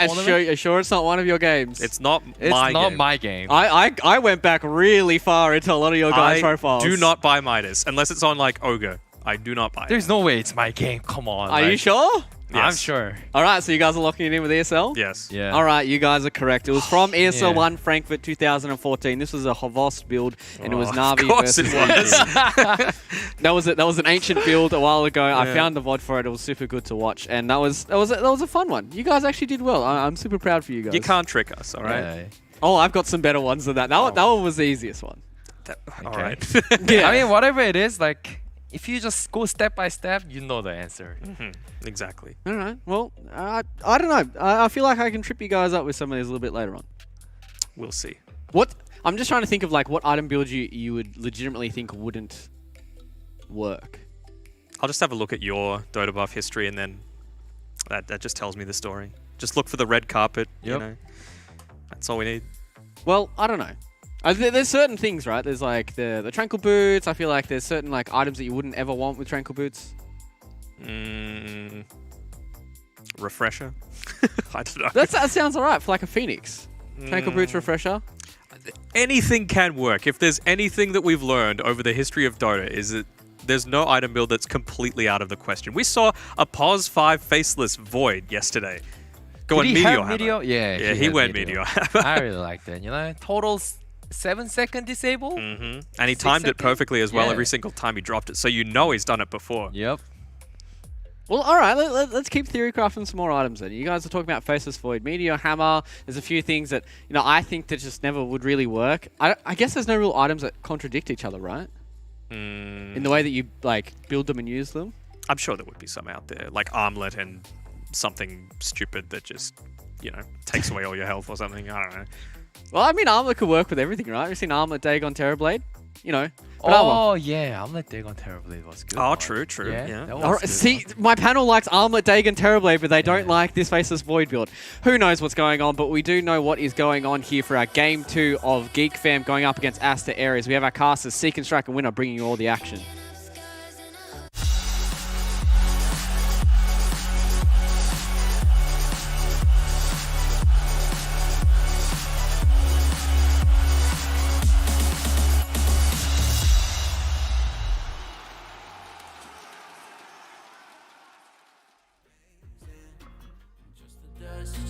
Just the sand, just the motion of your hand. Travel lightly, just your height, man. Just the one, just a believer. I don't care. I see you loading up my mind. Place me on the side. Fair enough, oh yeah. Always you and me, trying to be weightless. Like we're the two surviving pieces of something. Always you and me, trying to be weightless. Yeah. And I know it feels like light years in the making. Up, 1,000 miles of luck, yeah. Don't look down, we made it. Feet far off the pavement, but we go up, 1,000 miles of luck. Oh no, we stay understated. Pressure feels amazing. Just the dust, just the sand, just the motion of your hand. Just the dust, just the sand, yeah. Travel like traveling, just the dust, yeah, just the sand.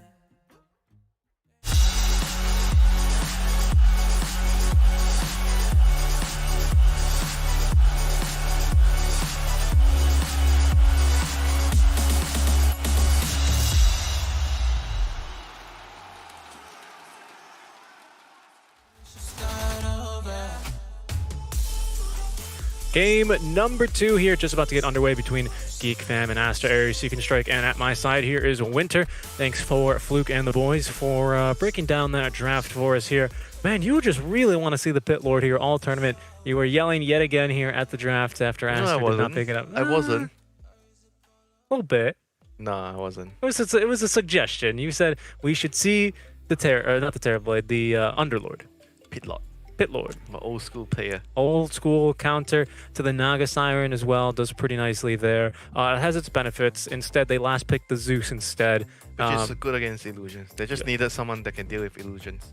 Okay, I got you. But the Zeus would have I think you should have a hard time against the Viper. But yesterday we saw a Zeus did okay against the TA, which I presume should be TA failed. But the CS was 50-50 all during the laning phase. Speaking of that Viper pick, of course, great breaks this game. Of course, Spectre, quite unique with 2 passives that you can break, but even the Night Stalker as well can remove a lot of his kill potential with a simple little pool of poison. Yeah, but it also depends on who gets the jump first. If Night Stalker gets the jump first, you silence him, then it's the end of the story. So it goes both ways. It does go both ways here, but GeekFam currently leading 1-0 in the series here off the back of the Abed Arc Warden. This time they're going to be putting him onto the Naga Siren. Again, they kind of just keep giving him these kind of win condition heroes, don't they? They still have a little bit of tempo and a little bit of flair for mid lane for Carl, right? So the last game on the Bat, on the Bat Rider. This game he is on, not the Puck, right? The Puck should be their off laner. The Viper, he's on the Viper this game. I feel like it could be the Viper offlane. I think you don't want to put Carl on the Puck, on a Viper. You want him on the Puck, and you want Cuckoo, the frontline, the annoying guy, to be the Viper. Buy the team items and just stand in front. That's how I would want it. And looking at the lanes, so it's gonna be like, if they do that, it's gonna be a Puck against a Zeus matchup. It's still gonna be fine for him, and Viper can dominate the Spectre in the other lane. Moving on then to some of the other lanes. The Naga Siren, who's she going to be up against? The Bat Rider should be, right? Most likely. Bat Rider? Sorry, Bat Rider. I keep thinking because he's a Night Stalker. Yes, thank you. That's probably going to be... Different heroes. They look very differently and act very differently, but they both do fly. Can't deny that one. Yeah, sure. And it's the bat that lets them fly. That lane should be, I think, farm lane. Naga's gonna farm, Night Stalker's gonna farm. Yeah, I mean, you have the Dispel built in again, right? So you're not too worried. Yeah, Night Stalker kind of sucks against the illusion heroes. You don't really do much against them. Especially with the Riptide, right? As a strength hero, he's not going to have high base armor, so he can, well, Riptide, as the name suggests, can kind of get torn through very quickly if there's an early point in the net. They're both just gonna farm. This lane is just a boring lane. You want to look at the Viper lane, the Puck lane, The but not Spectre lane. Yeah, not not that lane. That lane's not gonna be too interesting. They're just gonna both, like, Naga's just gonna push the wave out. The support's just gonna pull. They maximize their level efficiency. Nothing the Night Stalker can do until the nighttime. And then when the nighttime comes, oh, Naga says bye bye. I push the wave out. I go jungle. Yep, pretty much, right? That's going to be the game plan here. We saw some tri-lane action last game. You think it's going to be likely this game here as well? For the tempo here to try and shut down that Spectre, get her off to a slower start. Not necessary? Nah. Don't need to try. They just need to make sure they get levels on the Naga and both the supports. Okay. I think we're going to cut away here for a short little break. But when we do come back, we'll be back with game number 2 of GeekFam versus ARIES.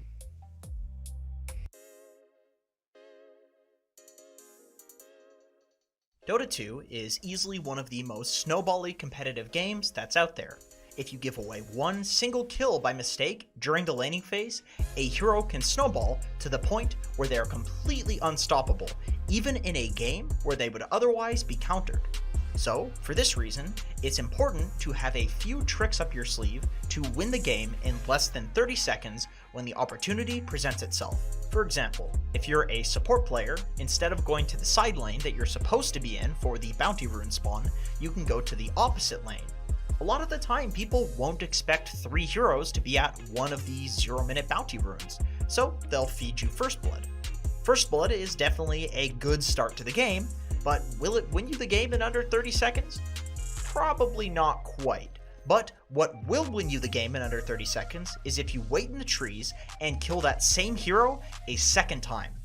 This is arguably the single most game-ruining thing that can happen to a player in Dota because they have to slowly walk all the way back to the lane, usually without boots, and by the time they get there, the lane is already lost. Something else that you can do to a similar effect is to stand behind a tier 1 tower of the enemy team, waiting to snipe the enemy core's courier before they can get their first round of items. If you can accomplish this, then it means that for a couple of minutes, your lane will have regen and items, and the enemy lane won't. This is very likely to almost instantly win the lane for your team regardless of the matchup. If you're an offlaner, you can pretty easily achieve a similar thing by blocking the enemy team's first creep wave, such that your first creep wave runs directly into their tower and dies. What this achieves is that the next creep equilibrium will be directly in front of your tower, and all your support has to do in order to win the lane is to block the enemy team from pulling the creep wave back using the jungle.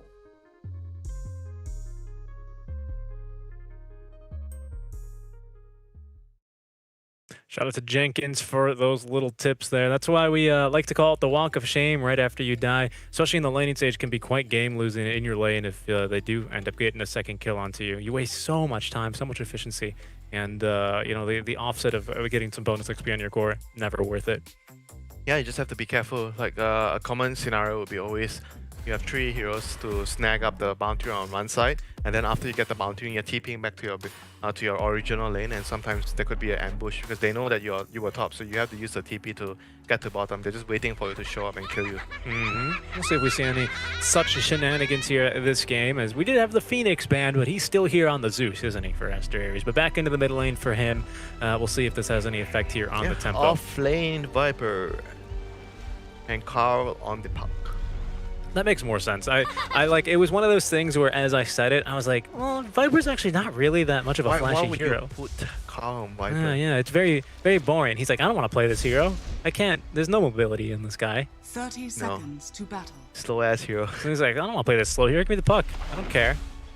All right, and yeah, we'll see what he's able to make use of it this game. Is there they go, just getting a bit aggressive with the disruptor auto attack range. Cutting on the trees from the treant. Oh yeah, that's one of my favorite things to do actually. You land against a treant, just bring a Quelling Blade with you. Base Master, learn Axe. Yes, get a point in Axe, which is actually pretty good now, the Axes. They've really cut down the mana cost by quite a bit to finally get players to start picking it up over the Boars early on, but the Boars are just way too strong. That, or you can just Mars ulti, just destroy all the trees. Phoenix as well, we'll do that. Just Macropire. But yeah, all these things are real great. So you play against the techies in your pubs, just buy a Quelling Blade. It's really easy. Tips just win. Just from win. Richie. There you go. There you go. Jenkins has got his tip videos, and I got my tip videos as well. Don't listen to Richie. Don't listen to mine. Yes, Jenkins is probably going to win you more games based on his tips. That's very true. But here we go. Our Zeus versus our Puck. See how this one ends up. Bomb. Yeah, Bomb. Another farming lane. It's kind of funny because it's basically the equivalent of the DP/DK lanes that we had for some time. But more interesting. Yes, because there's actually some kill potential there, Yes. right? Outplay possibilities are better. Where it's like, you know, the DP/DK is like, oh wow, he was a bit more efficient that time on the Grip Swarm. He actually hit 3 creep and the hero. And he secures the last hit and gets the deny on you. Yeah, exactly. I mean, these things, they add up, they make a difference, but it's a bit funner to watch here. And I think for Carl, it's more fun to play as well when you're on a hero that's more mobile, more flashy. So we'll see how he's able to put that to use. But Abed here, back on the safe lane carry is WW. Forced away by Jeffrey. I think they realized how annoying he was, and they go for a bit of a different approach with the Quelling Blades of this game. He's struggling. Look at his CS 2-0. He's only 2 last hits. Yep. Compared to our Viper 4 and 1.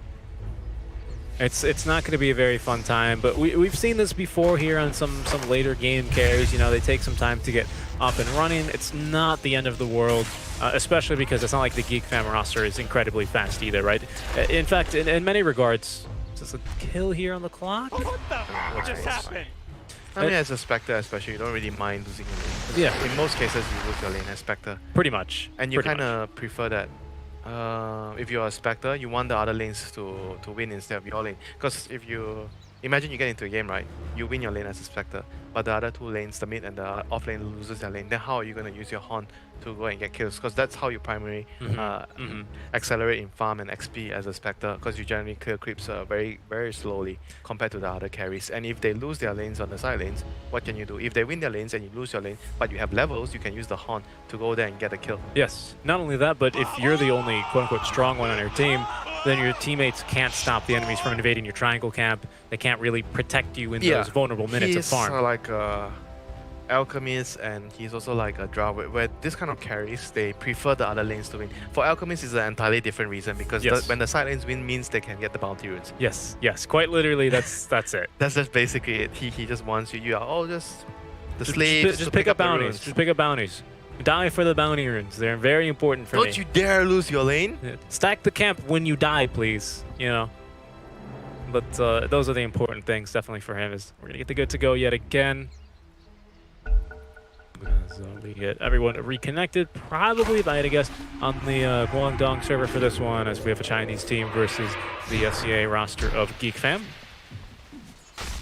80 ping, 100 ping. 80 to 100 ping. There's a little bit of a difference here. Now, something I will say, we've seen Abed actually before already this tournament on the Nagas Iron. It was his first game under the GeekFam banner as a stand-in. There sometimes was a little bit of miscommunication there that generally is going to happen when you play for a new team, especially in such a crucial role for the first time, right? Do you think we're still likely to see a few awkward songs, or maybe, you know, some songs used and then immediately cancelled because they're just not on the same page? Well, this game probably not much. It's just mostly the overgrowth, because you're gonna be trying to song for the disruptor to ulti as a combination anyway. Quite hard to screw that up. Yeah, actually, that's a very good point. You basically just, all right, drop static storm and I'll stop the song, right? And that'll be that. It's gonna be good lockdown here. Actually, basically gimping Zeus, right? Just stopping him from doing any damage at all. And it's also very good against that combo is very good against the Spectre when you have the Agony. It's gonna break the dispersion. It's gonna make sure that they have a solid lockdown against him. Lots of circles of death. We always joke to the pros, they love building circles of death, right? As WW, he's gonna be okay for now. You got the static storm. Song is a big old circle. AoE abilities in this game are there's no shortage of them, that's for sure. I do like the Night Stalker a lot.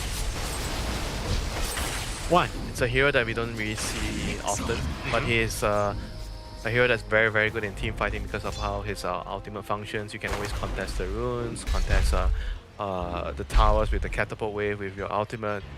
He can actually hunt down Jeffer quite efficiently as well. He's very good, ulti from very good coming out. against the Trian, very good against the Disruptor, very good against the Puck.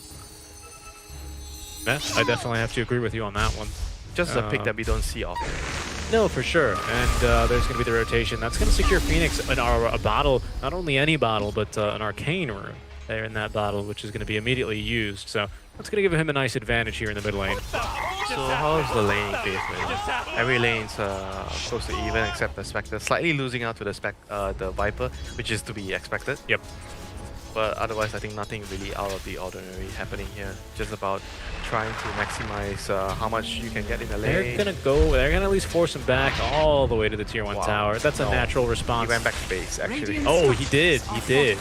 Wow. I mean, the aggressive play there out from GeekFam. Wave is at the tier 1 of the enemy team anyway. So I don't think he loses much. First blood. Yep. There it is. Rico picking that one up. Yeah, the man of the moment once again showed what he can do in the last game on his Rubik. Yeah, seriously. Very impressive play out from here. The American player is doing quite well, though, already this game. And they give him another high-impact position 4 hero, which I do like to see. Not to say that Jeffer position 4 was bad in any regards. He was still blinking in and finding some big overgrowths, but I think early on, you could really get some solo kills with the Bedlam and just setting up with the Bramble Maze. It's a pretty busted combo still. Yeah, and he is also a very good support to catch out the Naga later when he's trying to song out of a bad spot, trying to TP away. Terrorize the road. Big rotations mid lane. Right, From catapult wave. Jeffer, yes, as you said, right in time here with the catapult wave. Giving Carl the kill there over onto Phoenix. Didn't even have to use the coil there. Nope. So they could just sit around and wait for the 6-minute rune, wait for the Zeus to TP down and kill him again. Pretty much. Bit of a miscommunication there. Zelda literally just starts battery assaulting in the trees, but he's not going to make an aggressive play over towards Cuckoo. I think they knew that obviously the supports were both missing, so thought maybe we can go for it here, but Cuckoo's going to be proving a bit too tanky. Top lane, first nighttime for our, what is it, Life and Death? Yeah, Life and Death. Life and Death. And here comes Carl again with the rune, with the coil that he didn't use the last time. Nope, and that should be a kill here, I believe. Actually going to get the Spectre on top of that. Cuckoo getting the kill down there, and the Zeus ulti is not going to scare them nearly enough. It will pick up a kill in exchange, however, down bottom onto the Train Protector, but very, very good rotations, man. Yes, indeed, out from GeekFam. Nicely coordinated there between the team. Something I did want to ask you is, how does this... Viper's not your standard offlaner whatsoever. Obviously, they picked him mostly for the utility here, right? He's like a Venom offlane. Yeah. Front line, just pick to ruin the carries game. You buy team items, he's probably going to get a mech and a pipe this game. That's Jeffer's bottle? Okay, I was going to say, that's not Jeffer's bottle, it's Cuckoo's bottle. Pipe and a mech, just be the tanky old Talbot Viper. maybe. Yeah. Bar stuff is nice too. Yeah, a bunch of utility items. Is there a need for a pipe, you think, against the Zeus? Yeah, nice against the Zeus. Yeah. Bedlam. They have rotated some supports over in exchange, though. Rico going to now be appearing, trying to go onto Cuckoo, but this could be a second kill now onto the Spectre, and indeed it will. Even if Cuckoo falls here, which it doesn't look too likely at this point, he's going to be very happy with the outcome of this. Carl rotating over from the mid lane in case Rico wanted to keep chasing. They'll hit him with a bit of the invis and commit the coil now for our biggest little oversight now. Dark Willow down she goes. 3 more kills for GeekFam. Carl's here again. Yep. Great rotations from him, and as Jenkins said, not only did they kill the Spectre once, but they kill her again. So, oh no, she doesn't have TP. She's just walking right out to the mid lane, the walk of shame. Yeah, this is going really, really bad for them right now. They haven't really secured any sort of play. The two supports have to be working together, and they did in the bot lane, but the Puck is there to ruin the party. Yeah, Zeus was just like, I'm gonna cast my ultimate, that's it. He didn't even have it. I think it's still on cooldown for the first time he collected the kill on the Train Protector. Yeah. And there's just, the rotation out from a Zeus is nearly not as potent as one Night from Stalker the Puck. Probably should be the one rotating after this. You think early on? When he has ultimate. Oh, okay. Yeah, with the ultimate, I think save a point? It's a more compelling point. No, he's not. But you usually don't see the ulti too early, especially with the first nighttime. That is a farming period for the Night Stalker to catch up, as naturally he's weaker during the first 5 minutes of the game. But Yeah, but I still like some players where they save a point just in case. You know? yeah, and he probably could have used it here. There's another gank coming his way. Abed maybe just trying to play bait since life and death is looking more death than life at this point. He does have the silence there, but broken onto 3 heroes. He's not very fast, and he doesn't have very much life left. Yeah, all 3 lanes getting excellent rotation to kill the cores on the lane. And who Spectre is not level 6 yet. Who expects that rotation? Who expects the Viper, the bot lane Viper, to gank top lane? But it's so effective. It's so effective. Look at this. Sheffer's even going to find one. Mid lane, the coil onto the clockwork broken. Not that it matters that much. And Sheffer actually gets the kill onto the Spectre. This is just going disastrously for Aster Aries. To the Spectre? He did. Didn't even use the overgrowth. I think Spectre just caught farming on low HP and they just bullies her. Radiant's middle tower is under attack. That's this could be a quick one at this rate. Yeah. Yeah. They have to get something done ASAP, like the 10-minute bounty run. They have to hold a fight, use the darkness. There's level 7. Yeah. The ulti. Skill, Oh, well, we'll see. We're looking for that green diamond. He's holding on to the point for now. Yeah, that's good. He's going to need it for the bounty run. He will, yes. I think that's maybe a little burst of power there Aries can take here, as they will have the Zeus ulti up and hopefully the Dark Ascension to be making use of. But just like last game, here they go. GEEFAM making the rotation over right before the 10-minute mark. That's going to be a kill onto LWW. That should also force away Nightstalker, although he's actually going to jump in. There's the Haunt, though. They want to try and fight this one. Great Spectral Haunt, and now Abed perhaps in a bit of trouble. He got caught trying to go here onto the Zeus. Kuku continuing to try and man fight his way through this one. Might pick up the kill on the Zeus, and does. But they're going to lose Kuku as well as Abed in exchange for the 2 kills and a bounty. Yeah, he doesn't have his ultimate, so no way for the Naga to get out of that sticky scenario. They got, what, 2 for 3, right? They got the Clock and the Zeus. 2 for 3. Not too bad. Not too bad. But it's better for Radiant. Better for Radiant, especially because the Spectre involved in the kill there, and actually not dying for once, which is very nice, but a great first use of the Spectral Haunt. It's hard to get that first Haunt down right, isn't it? You're kind of desperate to get a good fight, because your laning phase has gone so badly for the Spectre. The Cogs pushback actually just perfectly on time. Abed was about to cast the song. I don't know if you saw that. I didn't on the first attempt.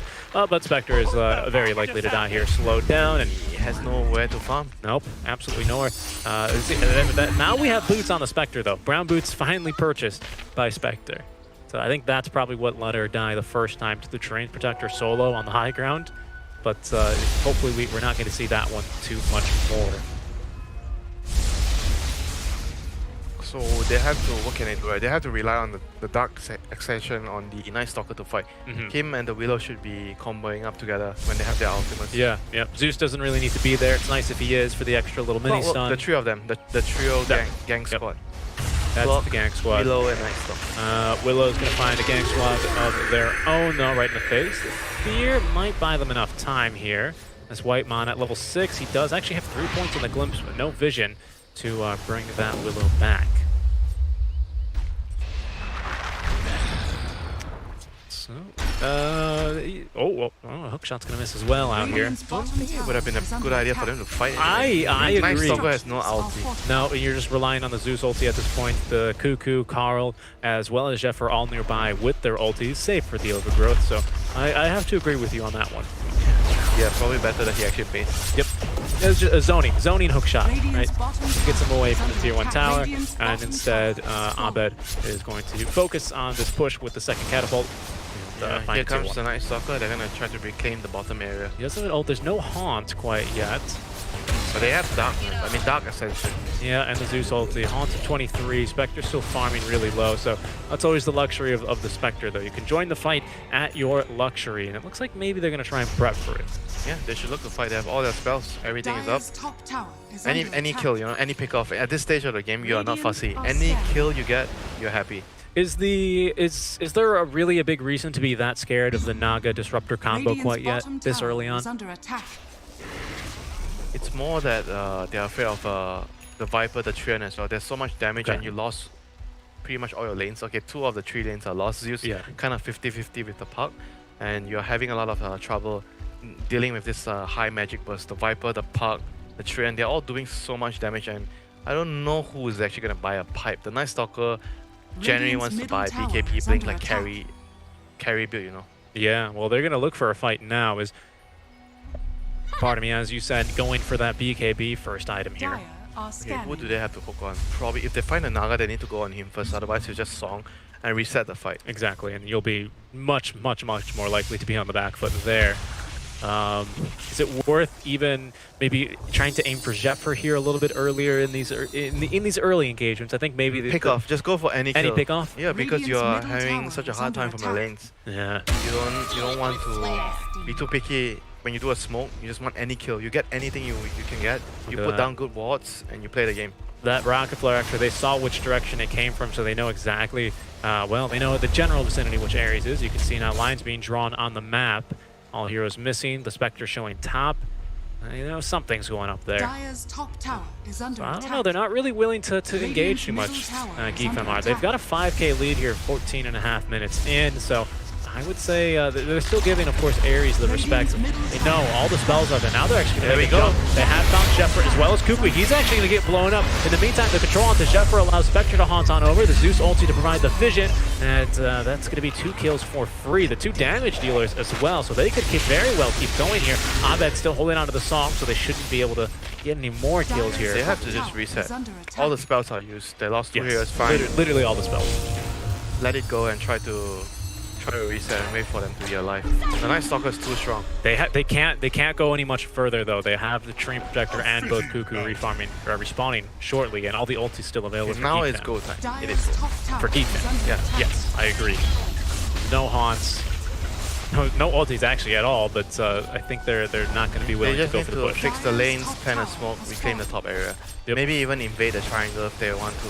That's a play. I mean, they know exactly where the Spectre wants to be farming, and I mean, it worked so nicely for them last time, netting them a kill or 2 onto the TB before he finally learned. Okay, they were trying to get a glimpse, but a little too far.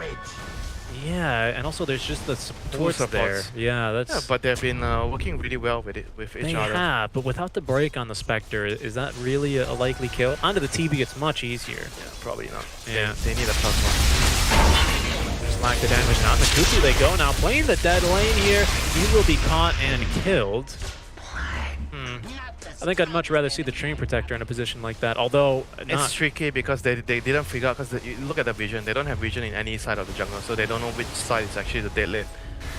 But at the same time, the Viper was kind of greedy as well, because he could have done that and not showed it himself. He could have just thrown his spell and just hide. Here's Carl, popping the haste rune and the coil, just laying up, just to make sure that Rico is going to be as good as dead, but that's... haste. Yeah, he's going to be fine. Yeah, look at that, he's even baiting and trying to get him to go into the Disruptor. And now a 4-staff, so it looks like Carl, he just wants to be the one-man killing machine, right? And you need the 4-staff to get away from the NS. Yes, actually. So it's a W, and, well, unlikely that Puck will need the 4-staff for the clockwork, of course, but just perhaps save an ally, like Abed from the Cogs. Yeah, and also the combo with the coil, you can force him out.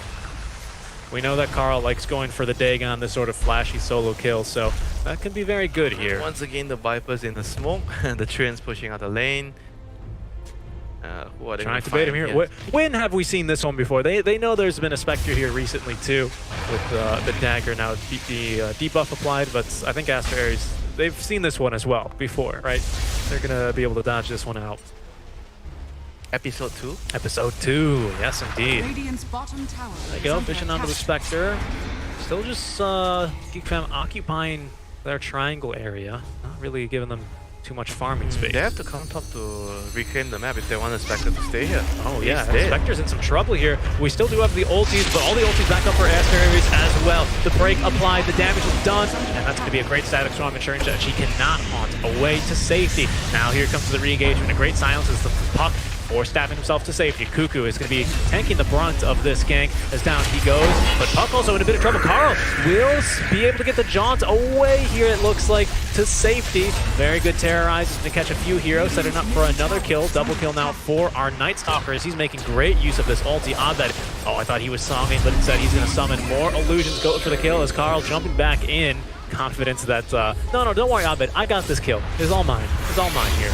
That should now... Oh, they're not done, though. Spectral haunts to retry and initiate. Instead, they're just going to go for the TP out. Save your buddies and waste the haunt. A good very, fight. very nice. Very, very nice. every time the Night Stalker pops ultimate, you can use the song to reset. That's the best thing you can do with your song, if you're not using it to set up for the static song. Yes. And they didn't need it that game. They just TP'd right into it and ran at Cuckoo. Good job by Cuckoo as well, separating himself from the rest of the team. And Spectre wasn't part of the initial fight too, but he was the first one dying, so he didn't really get much goal from that. No, not at all. Not embedding a kill there with the Spectral Haunts either, so... I mean, I guess it lets Astra Aries now go all together in sync once again. As soon as the Haunt's back, as soon as the Dark Ascension's up, we're going to probably see him try for another little They are scrap. still very strong when they have the Night Stalker ultimate, as long as they can get to the backline. If they can kill off the, like you mentioned, the Disruptor, the Treant, all the supports behind that are always constantly being annoying with their spells, take them out first with the Haunt, and the fight is still possible. You know, they're 5k behind, but they can still win the fights. No, they're still quite strong. A big problem is just going to be the debuffs here. Is holding onto the Force Staff. Oh wow, nice job there. Poke shot as well. Could just secure the kill. The Cog pushback Zeus ulti utilized, but a kill onto Carl. Nicely done. We'll go their way. Now that's going to give them the runes and 20 minutes. Carl is not going to be alive for the runes. No, that's a 7 times kill streak as well. Bounty handed over. I think that one went to the Zeus. They need the pipe to be ready on the Viper. Yeah, no, Night Stalker. Wow, even better. WW, he was looking for a rune. The Terrorize will scare him back for now, but WW, he's going to be glimpsed right back Shadow in. it. Nice. Yeah, he's not going to be given much chase, however. And there's now the BKB for our Night Stalker. And honestly, that was just a free kill onto Carl, honestly. It was nighttime, so he didn't need to even use the ulti. So we now have the Dark Ascension ready to go. Pardon me, just probably going to be waiting for a Haunt or maybe a hook shot to kick it off. So I think a few more period of farming here, probably about another minute by the looks here, as where the ultis are still coming off of cooldown. GeekFam, yet again though, they seem quite comfortable to take this to the late game. Can you talk to me a little bit about, you know, late game, the Spectre versus Naga sort of matchup? Is it really even about the cores, or is it more to be about like Cuckoo here and his positioning and the zoning that you can force the Spectre? It's definitely not just about the cores. It's about like the other heroes as well, the supporting cast, the initiating heroes, the Park against the Night Stalker, and who can eliminate the other team's supports right away. Definitely the Horn is going to help you get vision, as well as the Night Stalker ultimate. So that the Zeus is going to be like a key target in the fights to take out, because he can kill all the Naga illusions. If the Zeus is dead, the Naga can actually run in the fights and kill everybody. Got that actually. Speaking of tanky illusions, is going to have a bit tankier ones now. Yep. The Manta right away. Going for the Scotty, indeed. Bonus stats and the slow. As our Spectre will be toppling yet again, with the difference this time that her team farming behind her in the triangle camp. So they know that there's no real kill potential here on this time. Look at our Clockwork just standing here, breaking smokes. And Zeus pushing on the middle lane. He can clear creeps quickly, so he's able to do that. Bot lane in trouble is going to be our Dark Willow. They've actually committed 2 ultis here for her, but okay, it's going to be a kill regardless. Yeah, and she's pushing out the dangerous area, and it's okay for her to die as a support here, giving team space. Yes. That's the 15 talent now on our Puck. I believe he went left talent, I saw, which is going to be the damage amplification.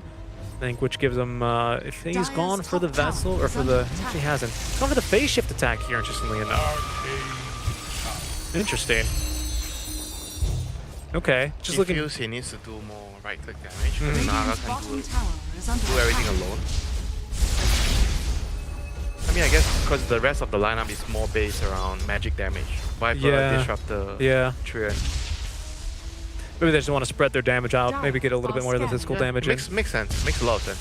Because he needs to, like I said in the fight, he needs to take out the Zeus. So if he doesn't do enough physical damage within the call, he might not be able to kill the Zeus. Zeus sounds like it's a big crux of the team fight here of Astra Aries. He's the damage. He is the damage, right? Especially against the illusions. He's the damage, he's also the illusion clear at this point of the game. He's the only illusion kill. Until the Spectre has Radiance. Until the Spectre has Radiance, indeed. And that's been delayed sufficiently. I mean, in fact, Spectre's still the poorest core of them all. Not by much, merely a few 300 gold. But here we go, fight breaking out. As there's going to be the BKB running straight at him is going to be the Night Stalker. That'll save at least the Clockwork, maybe for another potential re-engagement. He's already used the hook shot, though. And look how deep this Night Stalker is going. Running at White Man. He's going to get the kill eventually. They'll send one person back as the Spectral Haunt is still doing some decent damage. It's not going to be enough, though. As GeekFam, they simply just outlast the team fight here. Zephyr has the ultimate. He doesn't need to use it quite yet. And in fact, he might not even need to, as now Carl is going to close the gap. And with the slows, they have more than enough damage there for the Spectre. Yeah, they just overestimated how strong they are. Again, low ground to high ground. He pops the BKB, charges up with the ultimate, but still, defender still has the advantage on the high ground. Indeed, and now we actually have an overgrowth for our Zeus as well. Abed closing in for the kill. Yep, that should be quite an easy kill. You do have a bit of backup as well for Astra Aries. The tier 1 is up, so that allows people to TP back, but a BKB used by Zeus here to try and man fight through Abed. It's not going to be enough either. The overgrowth not going to catch a single person, but Abed looking to reset this fight, try and escape. Hookshot is ready. Oh, he guesses incorrectly though. That means that Abed is going to be able to get away scot-free for that kill. BKB on Zeus already. Instead of an Axe? I mean, he feels like he cannot die in a fight. If he gets caught, he's going to be toast and they don't have enough damage. Yeah. But it's rather strange, I agree. It's going to be a kill there.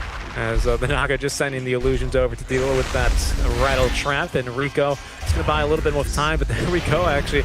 Carl is able to nuke down and find our Night Stalker, and they are just falling apart here, Astra Aries. Yeah, they don't have their spells. They're not supposed to take any fight. Oh, Deso on the Grove Bow too on Carl. So maybe that's why he decided to go for the Deso build, not straight into the BKB. Yeah, and as a result of their stranglehold on the game, they're gonna claim the 4 bounty runes, they're gonna get the whole map, and the Desolator is gonna allow them to do Roche as well. Yeah. What does our Spectre have at this point? Still far behind Cuckoo. Drums, Manta drums? Oh man, we're not even close to that Radiance either, Winter. This is tough. I thought we were like maybe had the Relic when they haunted in and committed for that fight, but just way too overconfident there. I don't know, maybe the Night Stalker, he felt strong, and he is relatively strong with the BKB on the ulti, but he's... But you're only as strong as your team is. Exactly. If your team is weak, then doesn't matter. No. And they're also running up a high ground. That fight was so crucial for them. They lost so much momentum in the game. Yeah, they really did. We were saying before, it's 5k net worth lead here, but it's still, you know, so here. Definitely a small advantage for GeekFam, but I think that small advantage has morphed into a bit of a bigger one here at this point. Now up 11k, a mere 10 minutes They later. have to try to find a good fight. Play on their vision, play on their turns, try to wait for maybe the Roshan fight. Oh, Spoil okay, will break Zeus. BKB will at least come out as LWW is going to sacrifice himself. They look like they kind of want to re-engage here. Carl running right back in. That phase shift attack applying the debuff there. He still might go for this. He knows there's no BKB on Phoenix, and there goes the jump in. However, they do have the Night Stalker nearby with the silence. They have to protect the Zeus. Yep, they have to. He's got his BKB available. Still Dark Ascension ready to be used as well, but the Zeus has been escorted back to the high ground. They have to fight this Roche. I think I don't feel like they can give up this Roche. No, we have a Spectral Haunt.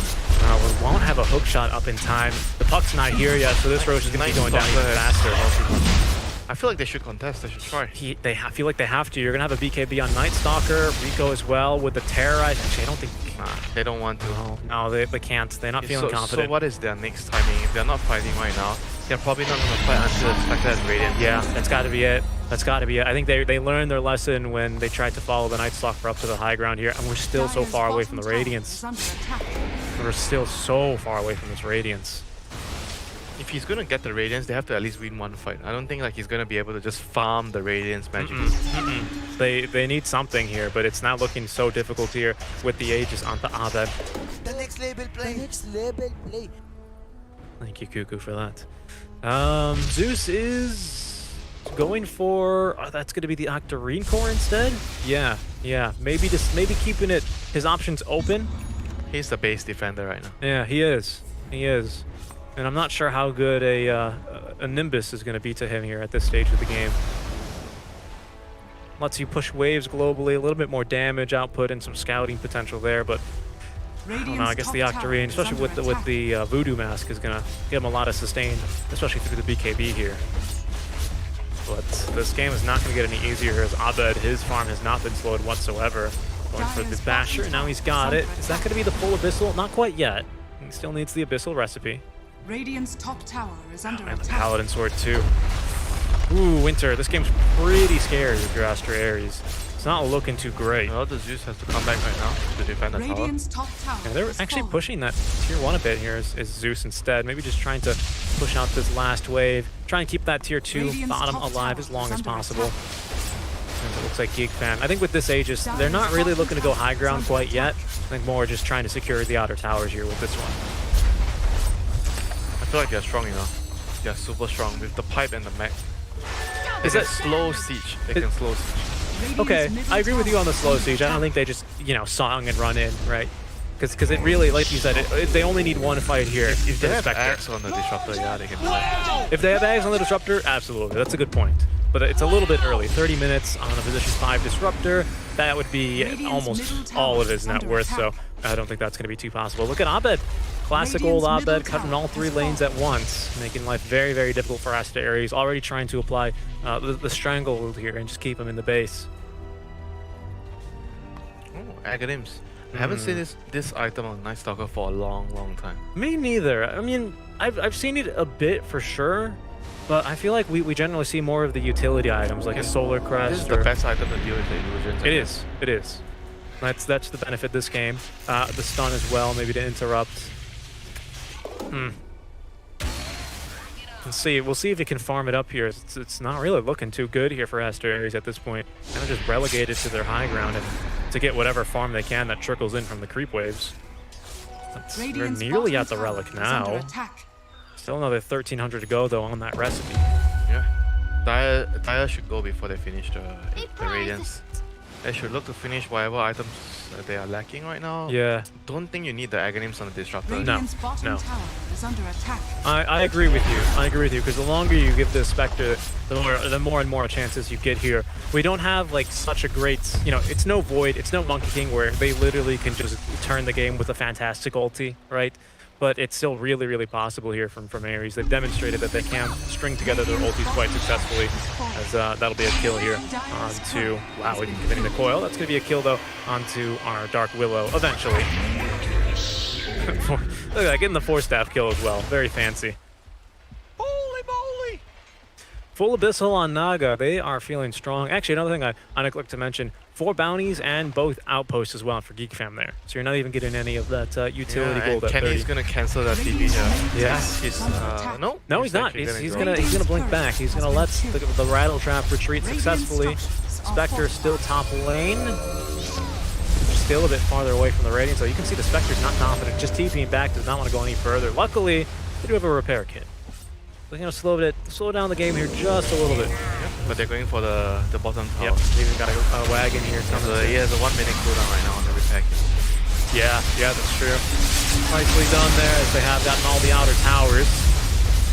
But half HP here. That was the Zeus ulti committed, and they know Jeffrey is free. Aghanim Scepter as well, actually. Hookshot, is going to miss it. Looks like a creep actually landed up blocking him. Jeffrey, they're going to try and go for him to silence. Goes to BKB. They're going to nuke him down. That's a lot of the control. He will buy back, though. Can TP to that outpost, but that's BKB and Dark Ascension both used. It's going to be nighttime here, only for a mere another minute, and then back to day 3, so it's looking real difficult for Aries now as Rico will be next to go. Carl just jumping in quite aggressively, can 4-staff himself away out of the silence. Meantime, Abed and company just continuing to hit structures. That's Aegis reclaimed, though. I think they're strong, and they're feeling strong. I think Abed is going to go right back in here. No nighttime. No nighttime for 3 minutes. He's just a creep.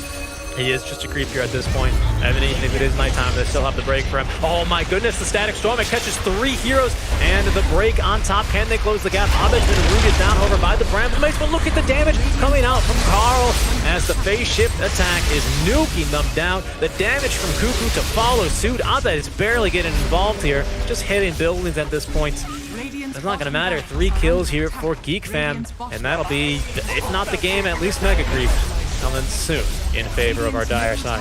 He just like walked up and got a 3-man Static Storm without any setup from the Treant no or setup. the Naga song. Yeah, sometimes you don't even need the Treant or the Naga. Radiant's middle barracks He's are got a under Kaya at least, but they're going to be distracted here by Jepper as the rest of their base quite literally crumbles around them.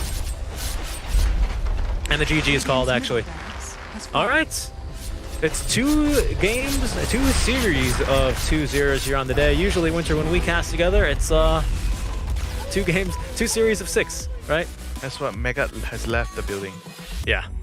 Magat has left the building. The curse has been lifted, and that's going to be it for us today here at your casting desk here. Winter, any closing thoughts here on your side over the series of the day overall? I think overall GEEFAM is showing that they are once again, after having a roster change, they're once again back towards their very best. And